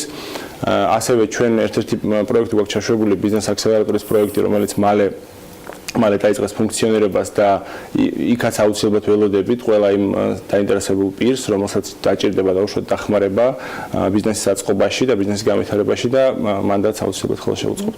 ბატონო ანდრია, გარდა მოქმედი ღამის კლუბებისა და ის რაც ღამის თბილისში უკვე არის, რა ახალი მიმართულებები შეიძლება რომ დაიკითხოს? ძალიან დიდი მოთხოვნა არის ერთგვარ street vendoring-ზე, ძალიან დიდი მოთხოვნა არის ასევე გარკვეული პრობლემებიც არის, მოდი ესე ვთქვათ, ანუ რა შეგვიძლია ჩვენ გავაკეთოთ, ეს არის პირველ რიგში ტრანსპორტის პრობლემები, რაც ჩვენ გვინდა რომ გამოვასწოროთ და სავარაუდოდ დაიგეგმება გარკვეული ღამის მარშრუტები, ან შეიძლება არსებული მარშრუტები განხანძლივდეს, ესეც ერთგვარი სტიმული იქნება. ასევე საუბარი იყო შემადგენელ კომპონენტებზეც პრეზენტაციისას და ხაზგასმით ითქვა, როგორც მერის მხრიდან, ასევე სერგე გვარჯელაძის მხრიდანაც, რომ მოხდება ხმაურის რეგულირება. როგორ ხედავთ აი ამ პრობლემის გადაჭრას კომერციულ ობიექტებთან? იცით, ჩვენ ამ შემთხვევაშიც უნდა გარკვეული ბალანსი დავიჭიროთ, იმიტომ რომ არ უნდა იყოს ეს აღქმა, რომ ეს კეთდება მოსახლეობის ხარჯზე და ჩვენ ასე ვთქვათ იმის ინიციირებას ვაკეთებთ, რომ ყველა უბანში უნდა ვიხმაუროთ და ეს არის მისაღები, ნამდვილად ესე არ არის. იქნება გარკვეული ადგილები გამოყოფილი, ასევე მიმდინარეობს მუშაობა აკუსტიკებთან, თუ სწორად თქვი სპეციალობა და უკვე მაგალითად ბერლინში ბევრი მაგალითი არის, როგორ გარკვეული ინფრასტრუქტურული პროექტებით გადაიჭრა ეს შეიძლება რაღაც აკუსტიკური კედელი აშენდეს და ასე შემდეგ. ამიტომ და რეგულირება, რა თქმა უნდა, რეგულირებას მნიშვნელოვანი ნაწილია. ამიტომ გარკვეული ბალანსი უნდა დავიჭიროთ აუცილებლად. პირველ რიგში ღამის ეკონომიკის სტრატეგია არის შესამუშავებელი და დასაწერი და რაშიც მერიას დონორების დახმარების იმედი აქვს. ეს კახკალაძემაც აღნიშნა პრეზენტაციისას. და ვიცით რომ დაახლოებით შემოდგომაზე იქნება ეს სტრატეგია. ამ ეტაპზე რა სამუშაოები მიმდინარეობს და სამომავლოდ რა იქნება და როგორც ვიცი ოქტომბრისთვის იქნება ეს ყველაფერი დასრულებული. დიახ, ამ ეტაპზე მთავრდება დეტალური ტექნიკური დავალები, სანამ ვთქვათ იმის ჩამოყალიბება თუ რა გვინდა რომ მივიღოთ ამ კვლევისგან. მე შემიძლია გითხრათ რომ ჩემი მხრიდან, ჩემი სამსახურის მხრიდან ძალიან მნიშვნელოვანია ჩემთვის რომ შემუშავდეს გარკვეული პარამეტრები, რის მიხედვითაც მოხდება ამ პროგრამის შეფასება, შედეგების შეფასება და ალბათ ეს იქნება ერთ-ერთი ყველაზე მნიშვნელოვანი, რომ გარკვეული პერიოდის მერე ჩვენ დავშდეთ და გავაანალიზოთ ეს პროგრამა და ის ეფექტები, რაც მან მოიწონა. მადლობა რომ იყავით საქმიანი დილის სტუმარი, საქმიანი დილას ანდრია ბასილაია სტუმრობდა მას ნინი, მადლობა რომ სტუმარი ყავს დილიდან ეკონომიკური განვითარების სამსახურის უფროს ქალაქისას ნამდვილად ვერ გავუშვებთ. ხოლოდ ღამის თბილისის, ღამის ეკონომიკის თემის ამარა, მით უმეტეს დილა საქმიანია. თან დილა. ამიტომ ანდრიას ვისარგებლებ შემთხვევით და სურს ვკითხო იმ სხვა პროექტების შესახებ, რომელსაც ეკონომიკური განვითარების სამსახური გეგმავს, ან მოდი ესე ვთქვათ, 2018 წელს რაღაც განსაკუთრებული გამოწვევების წინაშე აქვს. ჩვენ რამდენიმე მოვისმინეთ პირადად ანდრია ბასილაიას და სხვების მხრიდანაც ამ სამსახურის წარმომადგენლებისგან, თუმცა რა პროექტებია ამ შემთხვევაში ჯერზე და რა აქვს დედაქალაქის ეკონომიკური განვითარების სამსახურს პრიორიტეტულად დასახელებული. ანდრია, გისმენთ. დიახ, ერთ-ერთი მთავარი ამოცანა, რაც დგას ჩემი სამსახურის წინ, ეს არის ქალაქის სტრატეგიული ხედვის ჩამოყალიბება, ერთგვარი სტრატეგია, რომელიც ამ ეტაპზე არ არსებობს სამწუხაროდ. ჩვენ დაგვეხმარა ამ შემთხვევაში ევროკავშირის პროგრამა არსებობს ესეთი მერები ეკონომიკური ზრდისთვის, რომელშიც ჩვენ აქტიურად ჩავერთეთ და მათთან ერთად მუშაობთ სტრატეგიულ დოკუმენტზე, რომელიც ასევე სავარაუდოდ შემოდგომისთვის მზად იქნება. ამ დოკუმენტს ექნება უკვე ევროკავშირის და მსოფლიო ბანკის მოწონება, ასე ვთქვათ, და ეს გაგვიადვილებს აუცილებლად მომავალში, რომ ამ სტრატეგიული ხედვის ფარგლებში მოვიპოვოთ დამატებითი საფინანსება ქალაქის საჭიროებისთვის. გარდა სტრატეგიისა, ჩვენ მუშაობთ რამდენიმე კონკრეტულ პროექტზე, იქნა უკვე რამდენიმე მათგანი გაშღერებული, პირველ რიგში ეს არის რადიოქალაქის პროექტი, რომელიც არის იქნება ესეთი მულტიფუნქციური სივრცე, იქნება ეს გარეუბანში და გვინდა რომ მსგავსი პროექტები დავნერგოთ ყველა უბანში შესაძლებლობის დაგვარად. ასევე მუშაობთ პროექტზე, საინვესტიციო პროექტზე, რომელიც ითვალისწინებს საპარკინგო ინფრასტრუქტურის აშენებას, მიწისქვეშა საპარკინგო ინფრასტრუქტურას. ასევე ძალიან აქტუალურია, რაზეც მუშაობთ, ეხლა ეს არის ავარიული სახლები და მათი ჩანაცვლების და პრობლემების მოგვარების გზების პოვნა, ვინაიდან ეს არის ძალიან მზარდი და ესეთი პროგრესული პრობლემა, რომელიც წლიდან წელზე უარესდება და ჩვენ ნამდვილად არ აგვაქვს ამის სახსრები, ასე ვთქვათ, ბიუჯეტში, რომ ჩვენ ერთიანად ეს პრობლემა მოვაგვაროთ, ამიტომ ჩვენ მუშაობთ გარკვეულ მოდელზე, სადაც აუცილებლად კერძო სექტორს გვინდა რომ კერძო სექტორმა მიიღოს მონაწილეობა და ჩაერთოს ამ პრობლემის მოგვარებაში. ანდრია, რამდენადაც მე მაქვს ინფორმაცია, თქვენი ძველი ინტერვიუ მახსენდება გადაცემა საქმის კურსში, დაახლოებითი თარიღი თუ არის იგივე რადიო ქალაქიდან ან სხვა ბიზნეს პროექტებიდან გამომდინარე, რომელიც პრინციპში თქვენთან დამუშავების სხვადასხვა სტადიაზეა, ზოგიერთი შეიძლება უკვე დასრულებული. როდის შეეთავაზება ეს უკვე კერძო სექტორს, აი ამისი, ასე ვთქვათ, დღის წესრიგი თუ არის გაწერილი? დიახ, რადიოქალაქზე შემიძლია გითხრათ, რომ ამ კვირას ველოდებით უკვე ინტერესთა გამოხატვა, ოღონდ ეს იქნება კვლევის ნაწილში, რომ ჯერ ჩვენ გვინდა რომ შევისწავლოთ ამ ადგილის პოტენციალი და კვლევამ გვიკარნახოს ზუსტად თუ რა კომპონენტის ჯობია განმოვითაროთ აღნიშნულ ობიექტზე და წლის ბოლომდე უკვე სავარაუდოდ დასრულდება რადიოქალაქის კვლევა და მზად გვექნება გარკვეული შემოთავაზებები კერძო სექტორისთვის. რაც შეეხება საპარკინგო ინფრასტრუქტურას, მომდევნო კვირაში, მაქსიმუმ 2 კვირაში უკვე ველოდებით პირველი ლოკაციების გამოცხადდება, ხდება საბოლოო ტექნიკური საკითხების დახვეწა. ეკონომიკური განვითარების სტრატეგია და გეგმა, ხედვა, რომელიც ჯამში ძალიან მნიშვნელოვანი დოკუმენტია. რამდენად იქნება ის კორელაციაში იგივე გენერალურ გენგეგმასთან მიმართებაში, რომლის განხილვაც ახლა აქტიურად მიმდინარეობს. მაია ბითაძე გასულ კვირაში ამ ეთერში საუბრობდა და რამდენად იქნება ეს საერთო ხედვის ნაწილი და ერთმანეთთან კავშირში. ბუნებრივია იქნება საერთო ხედვის ნაწილი, ჩვენი მიზანი არ არის რომ რაღაც ბევრი კონტექსტთან ამოგლეჯილი სტრატეგია მივიღოთ, ხედვა ერთი არის და ბუნებრივია ეს იქნება ერთიანი ხედვა, რომელიც აისახება ამ სტრატეგიულ დოკუმენტში ასევე. მადლობა ნინი ლონგურაშვილს და მის მადლობებს უერთდები ანდრია ბასილაიასთან, ეკონომიკური განვითარების სამსახურის უფროსი. ჩვენ სულ რამდენიმე წუთში უკვე გაგიბრუნდებით ჩემს მიერ დაანონსებულ ჩვენი რუბრიკით და ჩვენი თანაწამყვანით დავით ბოტკოველი სულ რამდენიმე წუთში ერთგვარად შეაჯამებს გასული კვირის ბოლო ტენდენციებს, რა ხდებოდა მსოფლიო სავალუტო და საფონდო და ასევე სასაქონლო ბირჟებზე. მოკლედ დაგველოდეთ დავით ბოტკოველი სულ რამდენიმე წუთში საქმიანი დილის პირდაპირ ეთერში HD Forex-ი.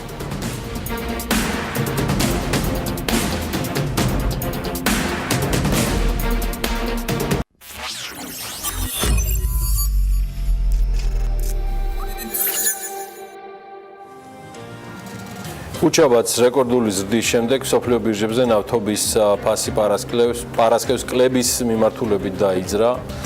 ბაზრის მონაწილეები OPEC+-ის სამონიტორინგო კომიტეტის მინისტერიალის მოლოდინში არიან, სავარაუდოდ დონალდ ტრამპის თვითმაც არ დააკლო. OPEC-თან დაკავშირებით ბრენტის მარკის ნავთობის ივნისის ფიუჩერსების ფასი ლონდონის ბირჟაზე 26% არის გაიაფებული, თუმცა ჯამში მაინც $74 ფარგლებში ტრიალებს. მე აღარ მინდა მეტი გავაგრძელო, რადგან ამისთვის ყავს პროფესიონალი და შესაბამისი სპეციალისტი, რომელიც ამ რუბრიკის თანაწამყვანია. HD Forex-ის ანალიტიკოსი დავით ბოტკოველი არის.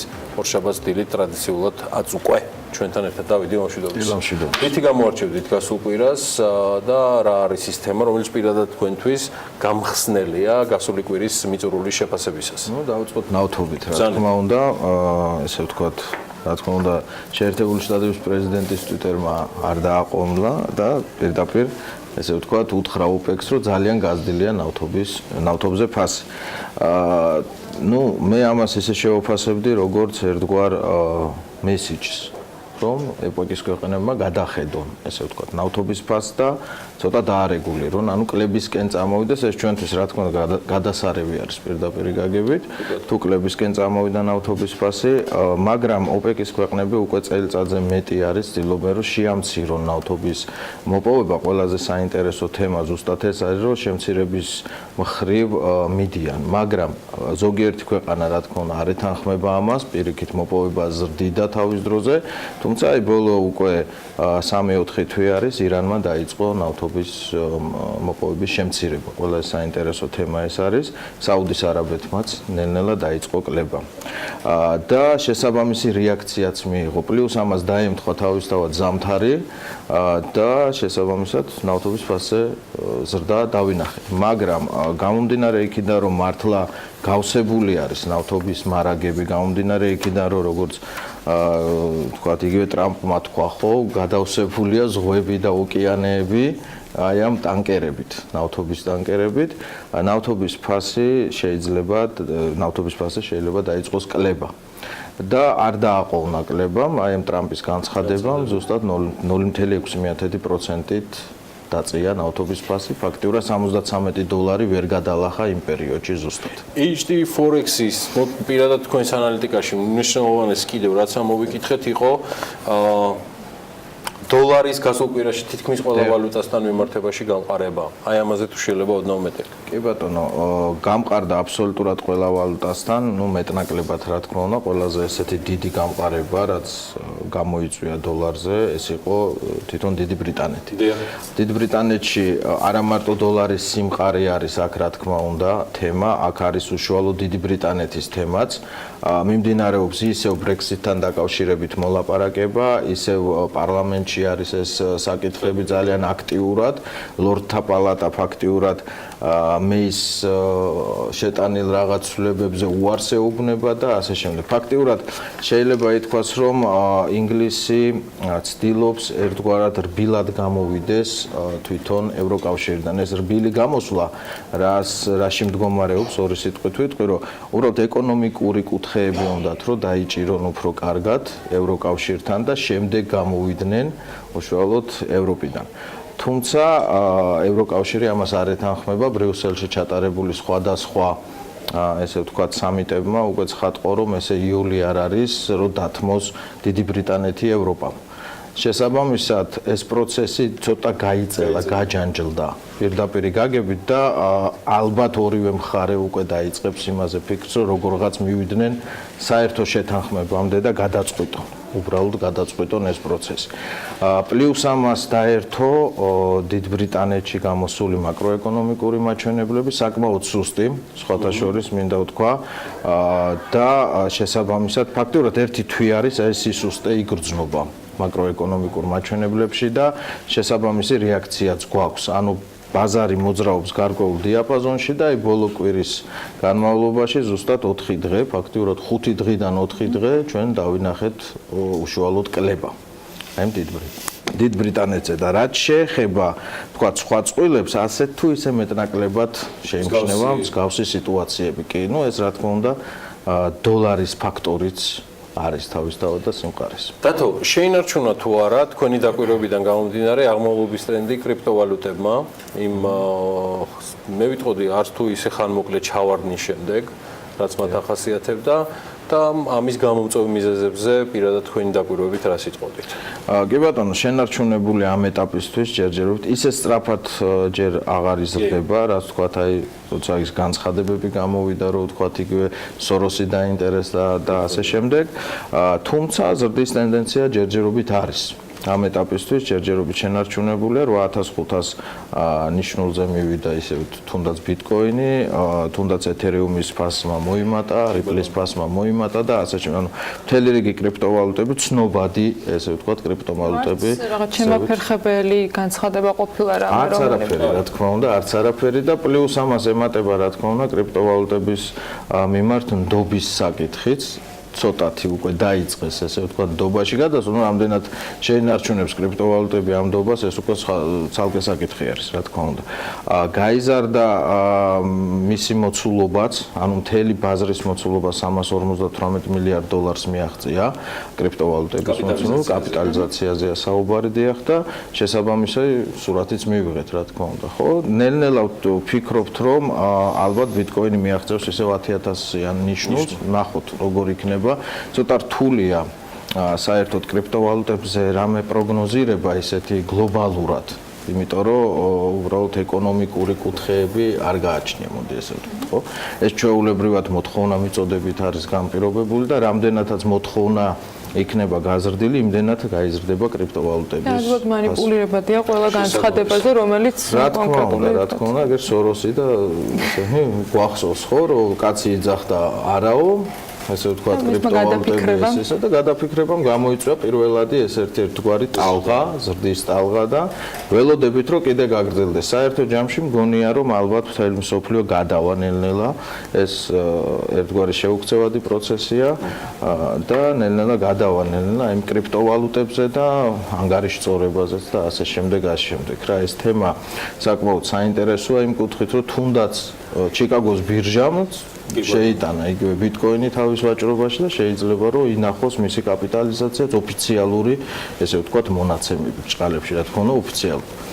და ნახოთ აი როგორ იქნება. დათო, მიმდინარე კვირა იმ დაგეგმილი ღონისძიებებიდან გამომდინარე, ანალიტიკოსებისთვის და მათთვის, ვისთვისაც საინტერესო არის სავალუტო ბაზრები, თქვენი გადმოსახედიდან რა ღონისძიებებია დაგეგმილი ისეთი, რომელიც შესაძლოა გარკვეული გავლენა იქონიოს სხვადასხვა მიმართულებით? კი ბატონო, პირველ რიგში ძალიან მნიშვნელოვანი არის იგივე ევროპის ცენტრალური ბანკის შეკრება.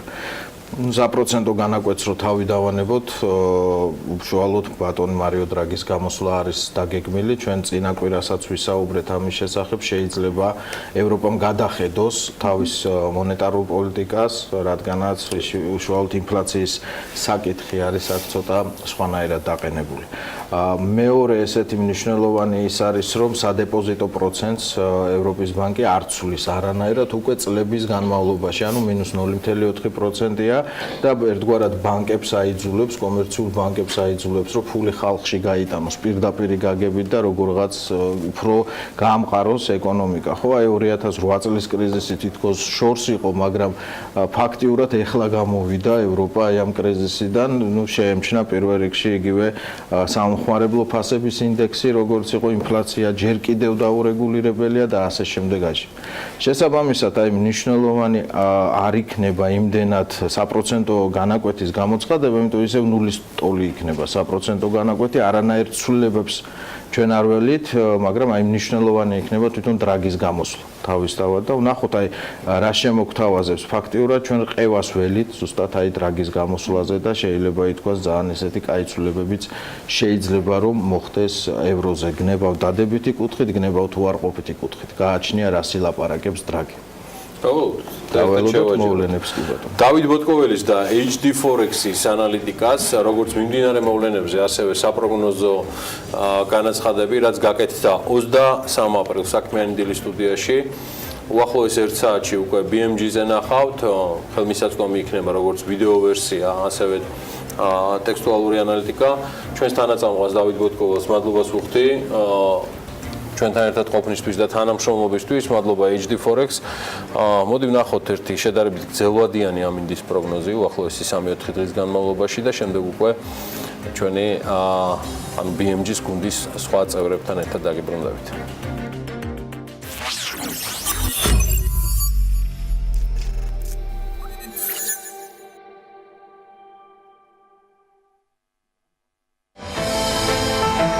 ამინდის პროგნოზის სპონსორია SEU დეველოპმენტი.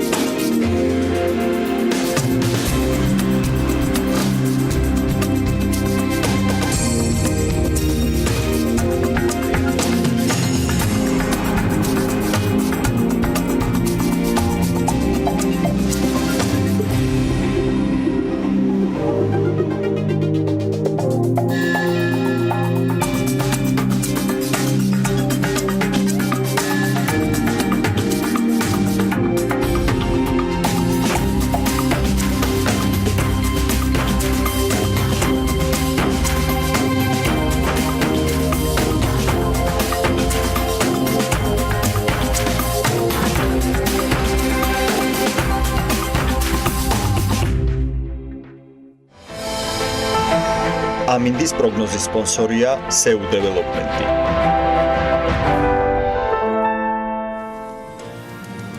მოკლედ, რობოტები ნელ-ნელა იკავებენ ადამიანის ცხოვრების საკმაოდ დიდ ნაწილს.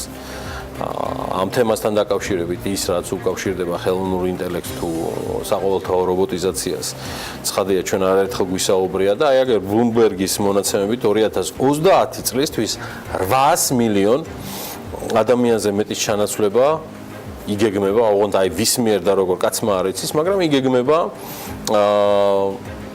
ადამიანების ჩანაცვლება რობოტებით. თუმცა სანამ ეს მოხდება, მანამდე ალბათ ბევრ ჩვენთაგანს გაჩენია სურვილი, რომ საკუთარი რობოტი ჰყოლოდა. მე ბევრი ამ თემაზე არ ვფიქრია, მაგრამ იდეაში ვარს არ ვიტყოდი სიამოვნებით, თუმცა თვლიდა, რომ მისი შეძენა იდეაში მაინც დიდ თანხებთან და სერიოზულ ხარჯთან არის დაკავშირებული, რადგან ეს არ არის საწარმოო პროცესი ჯერჯერობით და რაიმე ტიპის საწარმოო კონვეიერს არ უკავშირდება. გარკვეული ონლაინ მაღაზიები გვთავაზობენ სხვადასხვა რობოტებს, რომელთა შეძენაც $300-ზე მეტი არ დაგიჯდებათ.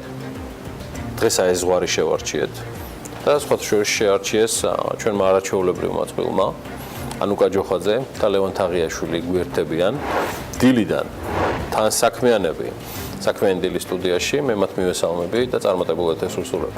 მოგესალმებით გიორგი, დღეს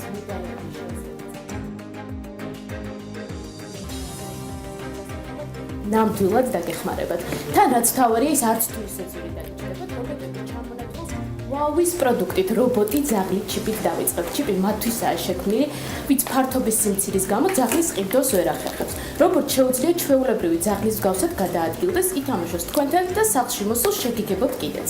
ჩიპისთან კომუნიკაცია სამაჯურის საშუალებითაა შესაძლებელი.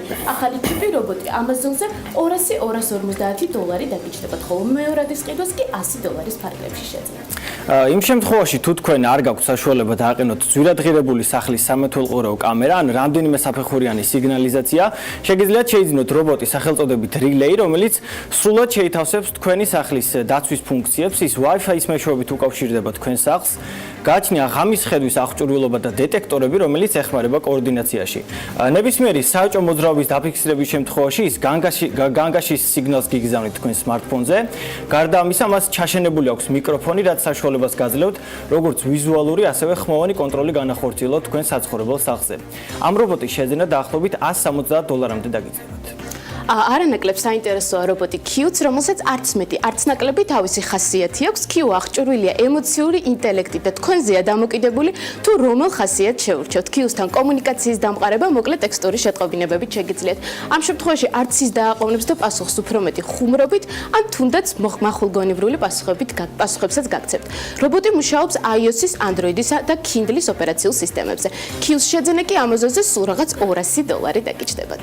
შემდეგი გახლავთ მინიმალისტური, მიმზიდველი და ჭკვიანი რობოტი სახელწოდებით Cosmo, რომელიც იკვლევს და ანალიზს უკეთებს მის გარშემო მომხდარ მოვლენებს და ძალიან საინტერესოდ რეაგირებს. სხვათა შორის, მას აქვს მახსოვრობის უნარი, ასევე თამაშის, რომლითაც მოწყენილობის დროს შეგიძლიათ დაკავდეთ და ნახოთ, როგორია მისი გაბრაზებული ემოციები წაგების შემთხვევაში. მისი შემქმნელების თქმით, Cosmo არის ხელოვნური ინტელექტის მქონე რობოტი, რომელსაც სჭირდება ყოველდღიური ყურადღება, რისი ნაკლებობის შემთხვევაში ის შეიძლება გაგიბრაზდეთ კიდეც. ანუ უნდა აღნიშნოთ, რომ ცოტათი Pixar-ის ცნობილ გმირს ვოლის გავს ჩვენი Cosmo. ნამდვილად ლევან ჩამონათვალს რობოტი მტერსასრუტი რუმბათი დავასრულებ. ჭკვიანი სენსორების დახმარებით რუმბას შეუძლია ავეჯის ქვეშ და მის ირგვლივ იატაკის მოსუფთავება. რუმბას ფილტრი იჭერს ყველანაირი მტვრის ნაწილაკს და დაუყოვნებლივ ასუფთავებს მას მობილური აპლიკაციის საშუალებით. რუმბას თუ ყოველდღიური წმენდის რეჟიმზე დააპროგრამებთ, მას ამის შესახებ შეხსენებაც არ დაჭირდება, თუ როდის უნდა დაიწყოს სახლის დალაგება, ამას თავადვე მიხვდება. საინტერესოა ისიც, რომ წმენდის დროს რუმბას არც ისეთი ადგილების დამახსოვრება უჭერს, რომელიც განსაკუთრებული დაბინძურებული იყო წინა დღეებში.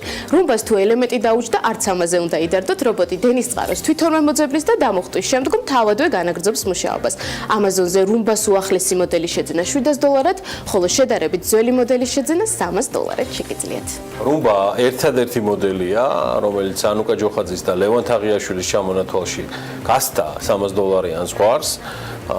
იგი $700 ღირს ბოლო მოდელი, თუმცა როგორც ჩვენმა თანაწამყვანებმა მოგახსენეს და რეპორტიორებმა, ეს იყო ის ჩამონათვალი, როცა თქვენ დღესვე სახლიდან გაუსვლელად Amazon-ით შეგიძლიათ $300 ფარგლებში უკვე საკუთარი რობოტი ყავდეთ. მადლობა ანუკას და ლევანს. წარმატებულ დღეს უსურვებ მათ და ჩვენ მაყურებელს. ჩვენ კი გავალთ ახლა რეკლამაზე და სულ რამდენიმე წუთში BLC-ის რუბრიკა ჩვენი სტუმარი BLC-ის მართველი პარტნიორი ქეთი კვარცხავა იქნება. დაგველოდეთ, სულ მალე გიბრუნდებით ძალიან საინტერესო და მნიშვნელოვანი თემის განხილვით.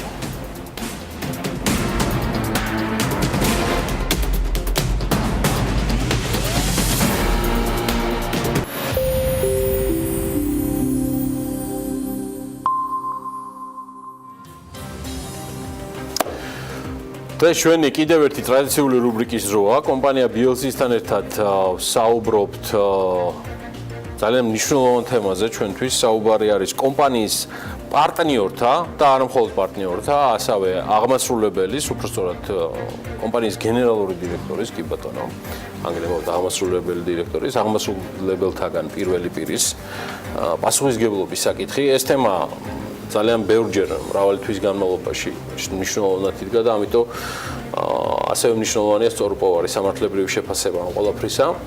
სტუდიაში იქნება ამ სიტყვის პირდაპირ მნიშვნელობით ქეთევანობა, მაგრამ სანამ ეს ყველაფერი ბოლომდე შეიკრება, მანამდე ჯერ მხოლოდ BLC-ის ერთი ქეთევანით დავიწყებთ. ქეთი ბერაძე არის ჩვენთან ერთად, იგი BLC-ის უფროსი პარტნიორია და სულ მალე ჩემგან დაანონსებული ქეთი კვარცხავაც შემოგვიერთდება. დილამშვიდობის. რატომ არის ეს თემა ქეთი მუდმივად საინტერესო? მოდი ესე კითხავ.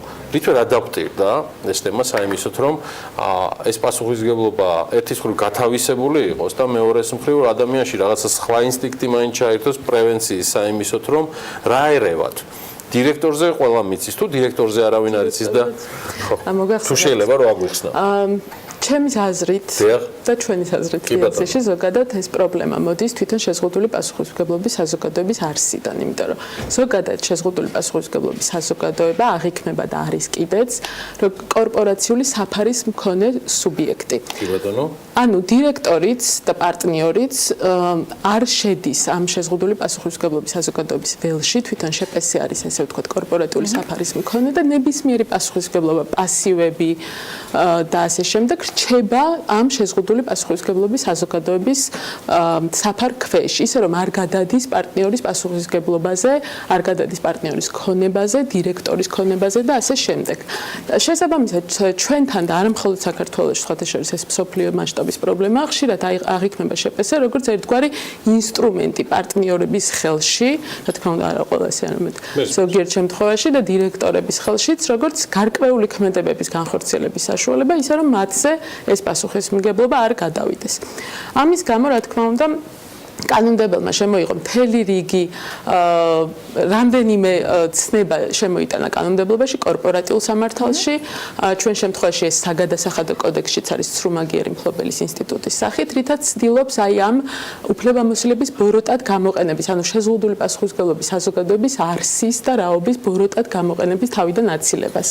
სწორად გაგიგეთ თუ არა, ეს არ არის შეზღუდული პასუხისმგებლობის საზოგადოების არსის დამახინჯება, ეს არის ბოროტად გამოყენება. ბოროტად გამოყენება ცალსახად, ანუ იქ არის მთელი რიგი კრიტერიუმები, როდესაც შეპესეს პასუხისმგებლობა შეიძლება გადავიდეს, ანუ პასუხი აგოს შეპესეს პასუხის მიერ განხორციელებულ ქმედებაზე პარტნიორმა და მხოლოდ გარკვეულ შემთხვევებში დირექტორმა. ანუ ეს მხოლოდ იმ შემთხვევაში შეიძლება მოხდეს, თუ მას გარკვეული წინაპირობები უწყოდა წინ, იმიტომ რომ ეს თავისი არსით არის საგამონაკლისო შემთხვევა. არც ერთ შემთხვევაში ეს ბოროტად არის თუ არა ეს ხარვეზის გამოყენება თუ რეალურად ჯამში ვერ გამოყენება ხდება, იმიტომ რომ უბრალოდ ცდილობები დგება ხოლმე რიგ შემთხვევებში. ანუ კანონმდებლობაში ჩანაწერი რამდენად ნათელია იმისათვის, რომ ეს ჩანაწერი არ იყოს სარგებლის მიღების კუთხით გამოყენებული რიგი მხარეების მიმართ. ერთ კითხვას დავამატებდი აქვე, ქეთი. თქვენ აძლევთ თუ არა ამ ნორმას ამ ტიპის შეფასებას, რომ ეს არის ხარვეზი? არა, არანაირად. ჩემის აზრით და იზიარებენ ამას ჩემი კოლეგებიც და გვისაუბრე ამის თაობაზე, ეს იურისპრუდენციაში ძალიან აქტუალური განხილვის თემაა. ეს არანაირად არ არის კანონმდებლობის ხარვეზი. ეს არის ზოგადად კორპორატიული სამართლის თანმდევი მოვლენა ნებისმიერ ქვეყანაში. და როდესაც ჩვენ ვსაუბრობთ ამ მოვლენაზე, არავითარ შემთხვევაში არ უნდა გავიგოთ ისე, თითქოს ჩვენ პრობლემას ვიხილავთ იმ კუთხით, რომ კანონს გააჩნია რაიმე ხარვეზი, კანონი უნდა დაიხვეწოს, მატერიალური შინაარსი ნორმის არ არის ცალსახა მკაფიო და ზუსტი, იქ დასამატებელია განმარტებები არა. ჩვენ საუბრობთ იმაზე, რომ სასურველია ჩამოყალიბდეს ერთგვაროვანი პრაქტიკა. ანუ სასამართლომ და საგადასახადომ შეხედოს ამას როგორც ჩვენ გვქონდეს პრეცედენტული გახდეს. კანონი უნდა იყოს მაქსიმალურად ზუსტი, მკაფიო და მარტივი. ჩვენ ვართ ამის მომხრე ზოგადად, არ უნდა იყოს დახუნძლული განმარტებებით, იმიტომ რაც უფრო რთულია კანონი, მით უფრო რთულია და მრავალფეროვანია შემდგომ პრაქტიკაში მისი ინტერპრეტაცია. ამიტომ ეს არ არის კანონის პრობლემა, ეს არის უფრო ერთგვაროვანი პრაქტიკის პრობლემა, რომელიც ამჟამად ყალიბდება საქართველოში გამომდინარე იქიდან, რომ ზოგადად კორპორატიული სამართალი და კერძო სამართლის სისტემაც საქართველოში სიახლეა და ნელ-ნელა ვითარდება ეს პრაქტიკა. შესაბამისად, ჩვენი პოზიცია ცალსახადis არის, რომ პრეცედენტული სამართალი რამდენად ადაპტირებადი გახდა. აი პრეცედენტულ სამართალზე მოგახსენეთ, ამერიკაში მაგალითად და ინგლისში სხვათა შორის ეს ეძახიან ალტერ-ეგოს დოქტრინას ამას, როდესაც პარტნიორზე გადადის ეს პასუხისმგებლობა. იქ არის სხვათა შორის ძალიან უცნაურია, როდესაც სტატისტიკა შევამოწმეთ, დაახლოებით 60-70%-იანიც კი არის იქ სტატისტიკა, როდესაც სასამართლო გადადის პარტნიორებზე და პასუხს აგებინებს მათ ქმედებაზე. ჩვენთან ნამდვილად არ არის ესეთი მაღალი სტატისტიკა, მაგრამ იქ რატო არ ქმნის ეს სტატისტიკა პრობლემას? იმიტომ არ ქმნის, რომ იქ არის ძალიან მკაფიო ტესტი. ანუ რა შემთხვევებს, რა ქმედება, რა კრიტერიუმებს უნდა აკმაყოფილებდეს პარტნიორის ქმედება იმისთვის, რომ შეპესეს პასუხისმგებლობისთვის გადავიდნენ პარტნიორზე და ჩვენთანაც სასურველია ჩამოყალიბდეს ეს მკაფიო ტესტი. დიახ. ორ თვლიდან გამომდინარე, რაც BLC-ს აქვს. დღეს ჩვენ რა სტატისტიკა გვაქვს, რამდენად შესაძლებელი არის, რომ არსებული თქვათ გადაწყვეტილებები გამოყენებული იყოს და რამდენად მიგაჩნიათ თქვენ, რომ ის იყოს სამართლიანი გადაწყვეტილებები, ისე რომ მომავალში პრეცედენტულად განხილული იყოს ამაზე. თვითონ პასუხისმგებლობა, აი პირსინგი, ანუ ეს იგივე ალტერ-ეგოს დოქტრინა, ანუ გამჭოლი პასუხისმგებლობა, როდესაც შეპესეს კორპორატული საფარი დაირღვა და გადავიდნენ პასუხისმგებლობის კუთხით პარტნიორზე, უნდა გამომიჯნოთ ორი სახით. არის კორპორატიული, როდესაც ჩვეულებრივი რიგით კრედიტორებში აქვთ ესეთი სარჩელი და არის საგადასახადო, როდესაც საგადასახადოს ასევე ეძახიან ამ იურისპრუდენციაში ასეთ შემთხვევაში არანებაყოფლობით კრედიტორს. ანუ ეს არის ესეთი კრედიტორი, რომელიც ძალაუნებურად გახდა კრედიტორი და არა იმის გამო, რომ რამე საკონტრაქტო სახელშეკრულებო ბუნებრივი ვალდებულების სახით. პრეცედენტი ჩამოყალიბდა რეალურად სწორედ საგადასახადოს კუთხით, იმიტომ რომ დაიდო 2014 წელს ორი დიდი პრეცედენტული გადაწყვეტილება, როდესაც გამჭოლი პასუხისმგებლობა მოხდა, გადავიდა პარტნიორებზე და დირექტორებზეც უზენაესმა სასამართლომდა და ბიუჯეტის ამბავში. დიახ, და ეს არის გარკვეულწილად სადავო გადაწყვეტილებები იმ კუთხით, რომ ანუ როგორი დასაბუთება, ზოგი დასაბუთებას არ ეთანხმება, ზოგი იქ საუბრობს, რომ თვითონ დასაბუთება ну ეს რა თქმა უნდა კონფიდენციალურია. მაგრამ დადგა ესეთ პასუხი და თვითონ და გარდა ამისა ცალკე არის, როგორც მოგახსენეთ, საგადასახადო კოდექსში ცრუმაგიანი მფლობელის ინსტიტუტი, ესეც გარკვეულწილად გავს. ანუ საგადასახადო ასეთ შემთხვევაში ამბობს რას? თუ კომპანიიდან მოხდა აქტივების გატანა, იმის გამო რომ აქტივების გატანა ალტერ-ეგო სუბიექტზე, ცრუმაგიერ მფლობელზე, ანუ მოჩვენებითად ისეთ სუბიექტზე, რომელიც რეალურად იგივე ეს შეპესია. კორპორატიული кейსები არ აქვს ჯერ. ამაზეც არის, სხვათა შორის აი ამ 2014 წლის კორპორატიული გადაწყვეტილების შემდეგ წამოვიდა უკვე საგადასახადო დავებიც ბევრი ცრუმაგიერი მფლობელის კარგი. კეთის არ ვიმშვიდობებით იმ მარტივი მიზეზის გამო, რომ სწორპოვარი ქეთეონობა შედგა უკვე ჩვენგან და ანონსებული ჯერ კიდევ დილის 8 საათზე ქეთი ქვარცხავა ჩვენთან ერთად არის. მე მივესალმებ BLC-ის მართულ პარტნიორს. ქეთი კორპორატიული საფარი, რომელიც გარკვეულწილად თქვენს კოლეგასთან ერთად რო გავიარეთ, ჩემთვის იდეაში ცდის დონეზე იყო შევაპარაკეთ ის კითხვა, რომ ეს ხო არ არის ხარვეზი. პასუხი მივიღეთ ცალსახად მკაცრი, რომ არა, ეს არ არის ხარვეზი. ანუ კორპორატული საფარის არსებობა. ხო, აი როგორც ასეთი, ესეთი მიგნება.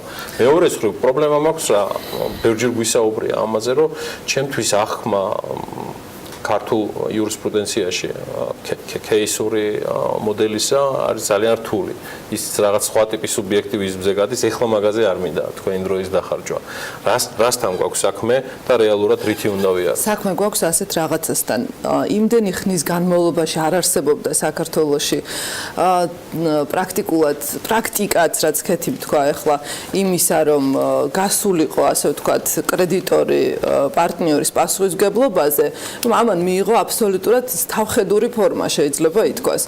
ანუ კომპანია იღებს პასუხისმგებლობას, იღებს ვალდებულებებს, შემდეგ თავის აქტივებს, თავის ბიძაშვილებზე, ძმებზე, დებზე გაასხვისებენ და დამთავრდა კრედიტორი რჩება ყოველგვარი განაზღაურების გარეშე და მხოლოდ ესე იგი ბენეფიტი აქვს აქედან პარტნიორს. მხოლოდ ბიუჯეტსაც არა, რა თქმა უნდა. ბიუჯეტსაც იგივე პრობლემა აქვს. ანუ საგადასახადოს ნაკლებად ემალებიან, მაგრამ ასევე ემალებიან. ნაკლებად ემალებიან, იმიტომ რომ საგადასახადოსი უფრო ეშინიათ.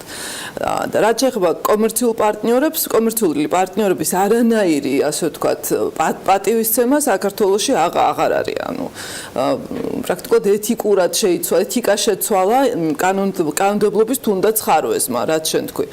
ხარვეზი თვითონ კორპორატიული საფარველის არსებობა კი არ არის, ხარვეზი არის ის, თუ რა ასე ვთქვათ, ქმედითი ღონისძიებები არსებობს კანონმდებლობაში და ქვეყანაში და პრაქტიკაში იმისა, რომ დაიცვა კრედიტორების უფლებები კორპორატიული საფარველის პირობებში. რას ნიშნავს ეს? შეზღუდული პასუხისმგებლობის საზოგადოების არსი და ეკონომიკისთვის მნიშვნელობა მოგეხსენებათ ძალიან დიდია, ხო? ანუ შეზღუდული პასუხისმგებლობის არსი ის არის, რომ კომპანია თვითონ აკეთებს პასუხს თავის ვალდებულებებზე და პარტნიორი პასუხს არ აგებს კომპანიის ვალდებულებებზე. რა ძალიან მნიშვნელოვანია ეკონომიკის განვითარებისთვის, იმიტომ რომ მე შეიძლება დავიწყო ბიზნესი, მას მოყვეს ბუნებრივი რისკი და მე რა თქმა უნდა არ მინდა ამ რისკის ჩემს ოჯახზე და ჩემს საკუთარ ქონებაზე გაზიარება. ეს არის მხოლოდ ჩემი ბიზნესი. ეს არის აბსოლუტურად გასაგები, მაგრამ როგორც კი იწყებ ამ ბიზნესის როგორც საკუთარის მოხმარებას, ამ ბიზნესიდან თანხების გამოკაჩვას, ჯიბეში ჩატენვას და შემდეგ ამ კომპანიის ქონების შენს ნაცვლებზე გადაფორმებას, აი მაშინ იწყება უკვე პრობლემა. ქეთი, მოდი ეს თემაზე გადაგიყვან თუ შეიძლება პრაქტიკულ მაგალითს. წარმოვიდგინოთ, რომ ჩვენ გვაქვს დავა კონკრეტულ კომპანიასთან. იქ არის ცვლადი დირექტორი, ან მუდმივი, რა მნიშვნელობა აქვს. გვაქვს შანსი მოგებისა, საიმისოდ, მაგრამ შეზღუდული პასუხისმგებლობის საზოგადოება დავის ყველა ინსტანციის დასრულების შემდეგ გადავწყვიტეთ და დაგვრჩა არაფერი ხელში. მათ შორის არც თქვენგან ნახსენები ვალდებულებები ბიუჯეტის მიმართ. დღევანდელი კანონმდებლობით მე მინდა ხარვეზის ნაწილი კიდევ კარგად გავიაროთ. პასუხისმგებლობა გადის მხოლოდ დირექტორზე და ექნება თუ არა ჩვენ მხარეს, ანუ მე ამ შემთხვევაში წარმოვიდგინოთ, შანსი რომ დირექტორს ვედავო რაიმეზე და მანაგოს პასუხი ქონებით, სამართალმემკვიდრეობა და მაქვს თუ არა შანსი იგივე რითაც ქეთისთან დავიწყეთ. საუბარი რომ პარტნიორები, რომლებიც ხილულნი არიან და დაფიქსირებულ, ჩვენ შეიძლება მათ რაიმე მოვთხოვოთ. მოდ ხა ერთი რაღაცა. ხო, რა ისინი დეტალები. ძალიან კომპლექსური თემა, ასე მარტივი ასაპასუხო არ არის და რატო? იმიტომ რომ კაზუსს სჭირდება ცოტა მეტი დეტალი.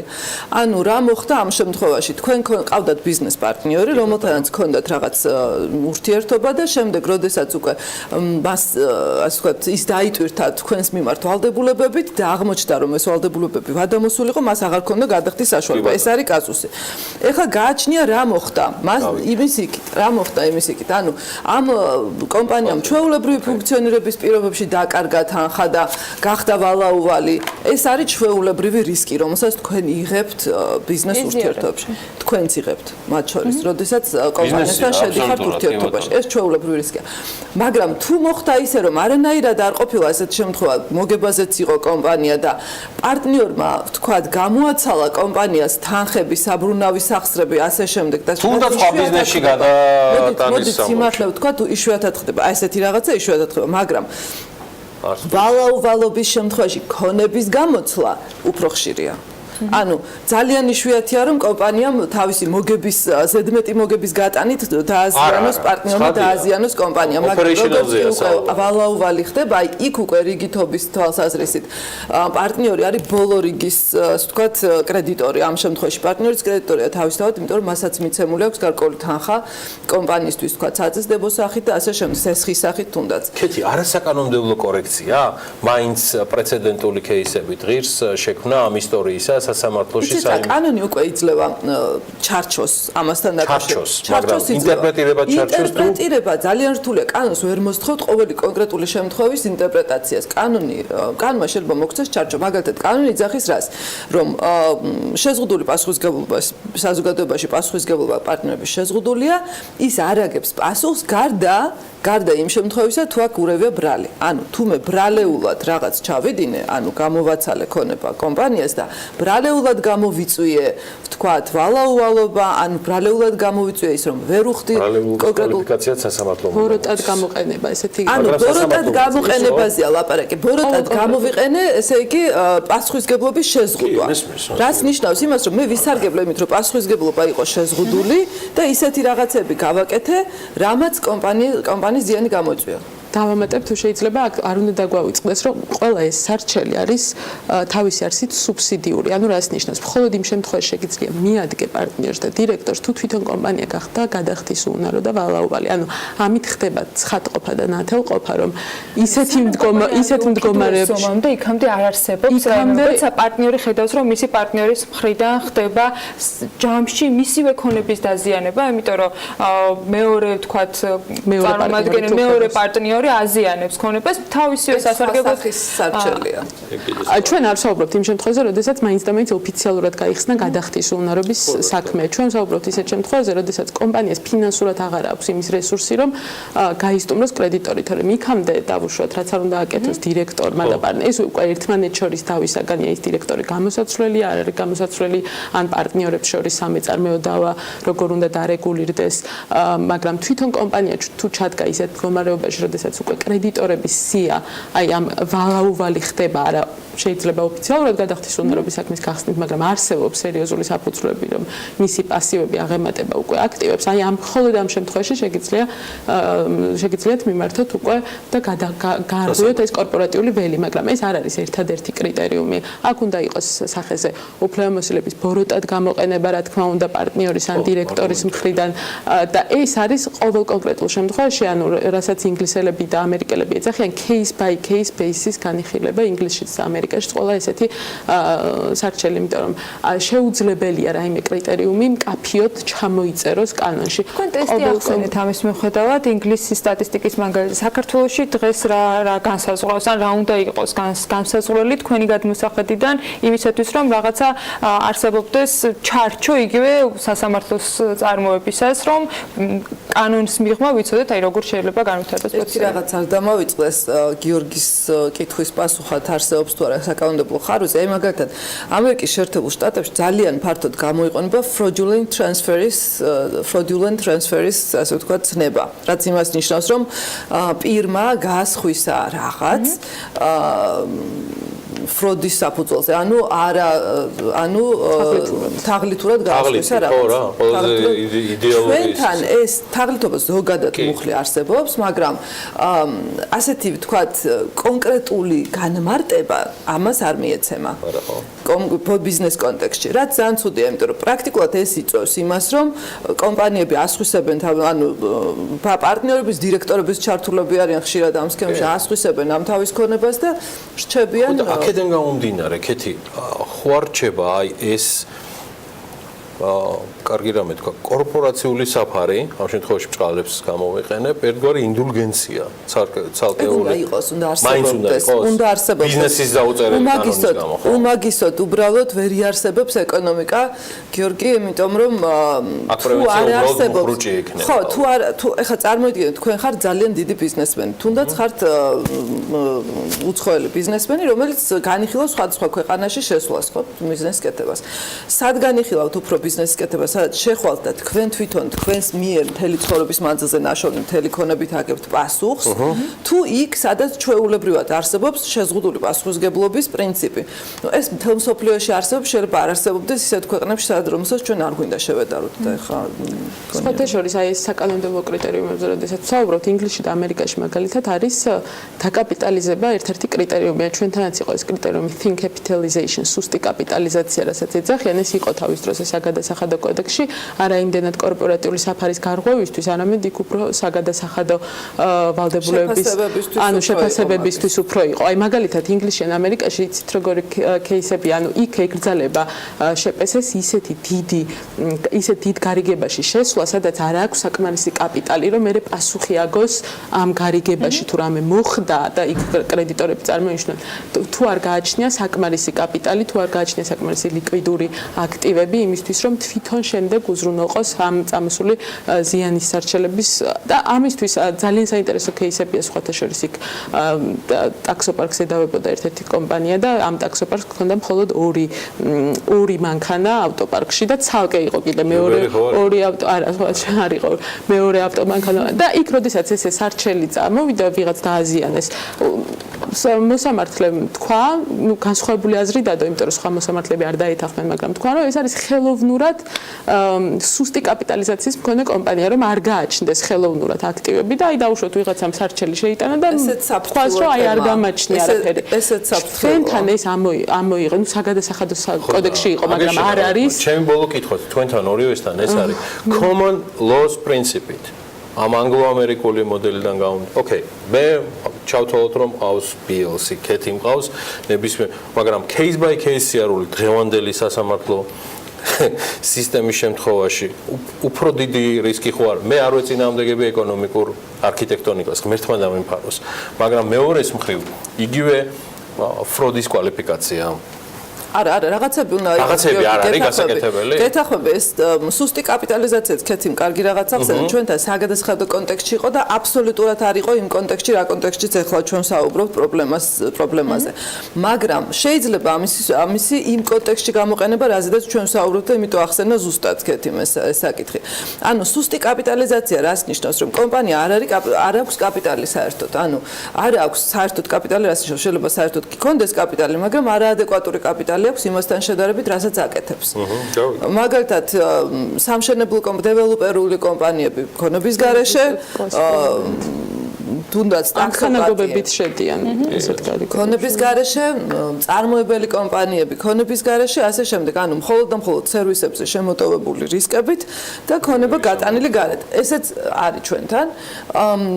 ეს ერთი თემა, რომელიც შეიძლება დაიხუროს საკანონმდებლო ცვლილებით, ფროდის თემაც, აბსოლუტურად თაღლითობის თემაც შეიძლება უბრალოდ კვალიფიკაციით დაიხუროს ისე, რომ კონკრეტულად აი ასეთი შემთხვევა იყოს დაფარული, ვთქვათ, დახურული კანონით, მაგრამ უნდა ვიყოთ ძალიან ფრთხილად. კანონში ცვლილებები არის ყოველთვის ძალიან საფრთხილო. მით უმეტეს, როდესაც მთავრობა იწყებს მასიური ცვლილებების კეთებას კანონში, ამ კუთხით, პასუხისგებლობის გაზრდის კუთხით, აქ არის ძალიან საფრთხილო საკითხი. ჩათვალე რომ ჩემგან იყო ესეთი არაკომპეტენტური მცდელობა, ამ შემთხვევაში ცუძდავარეს შორის, იმიტომ რომ ნუ რაღაცა პრეცედენტულ кейსი. ანუ ხო, პასუხისგებლობის გამოწვევა ხალხში ბიზნესში შეიძლება პრეცედენტებითაც მე ეს მინდა ვთქვა და არა მხოლოდ სახელმწიფო მიერ მუშტის დაბრახუნებით რო გეყოფათ.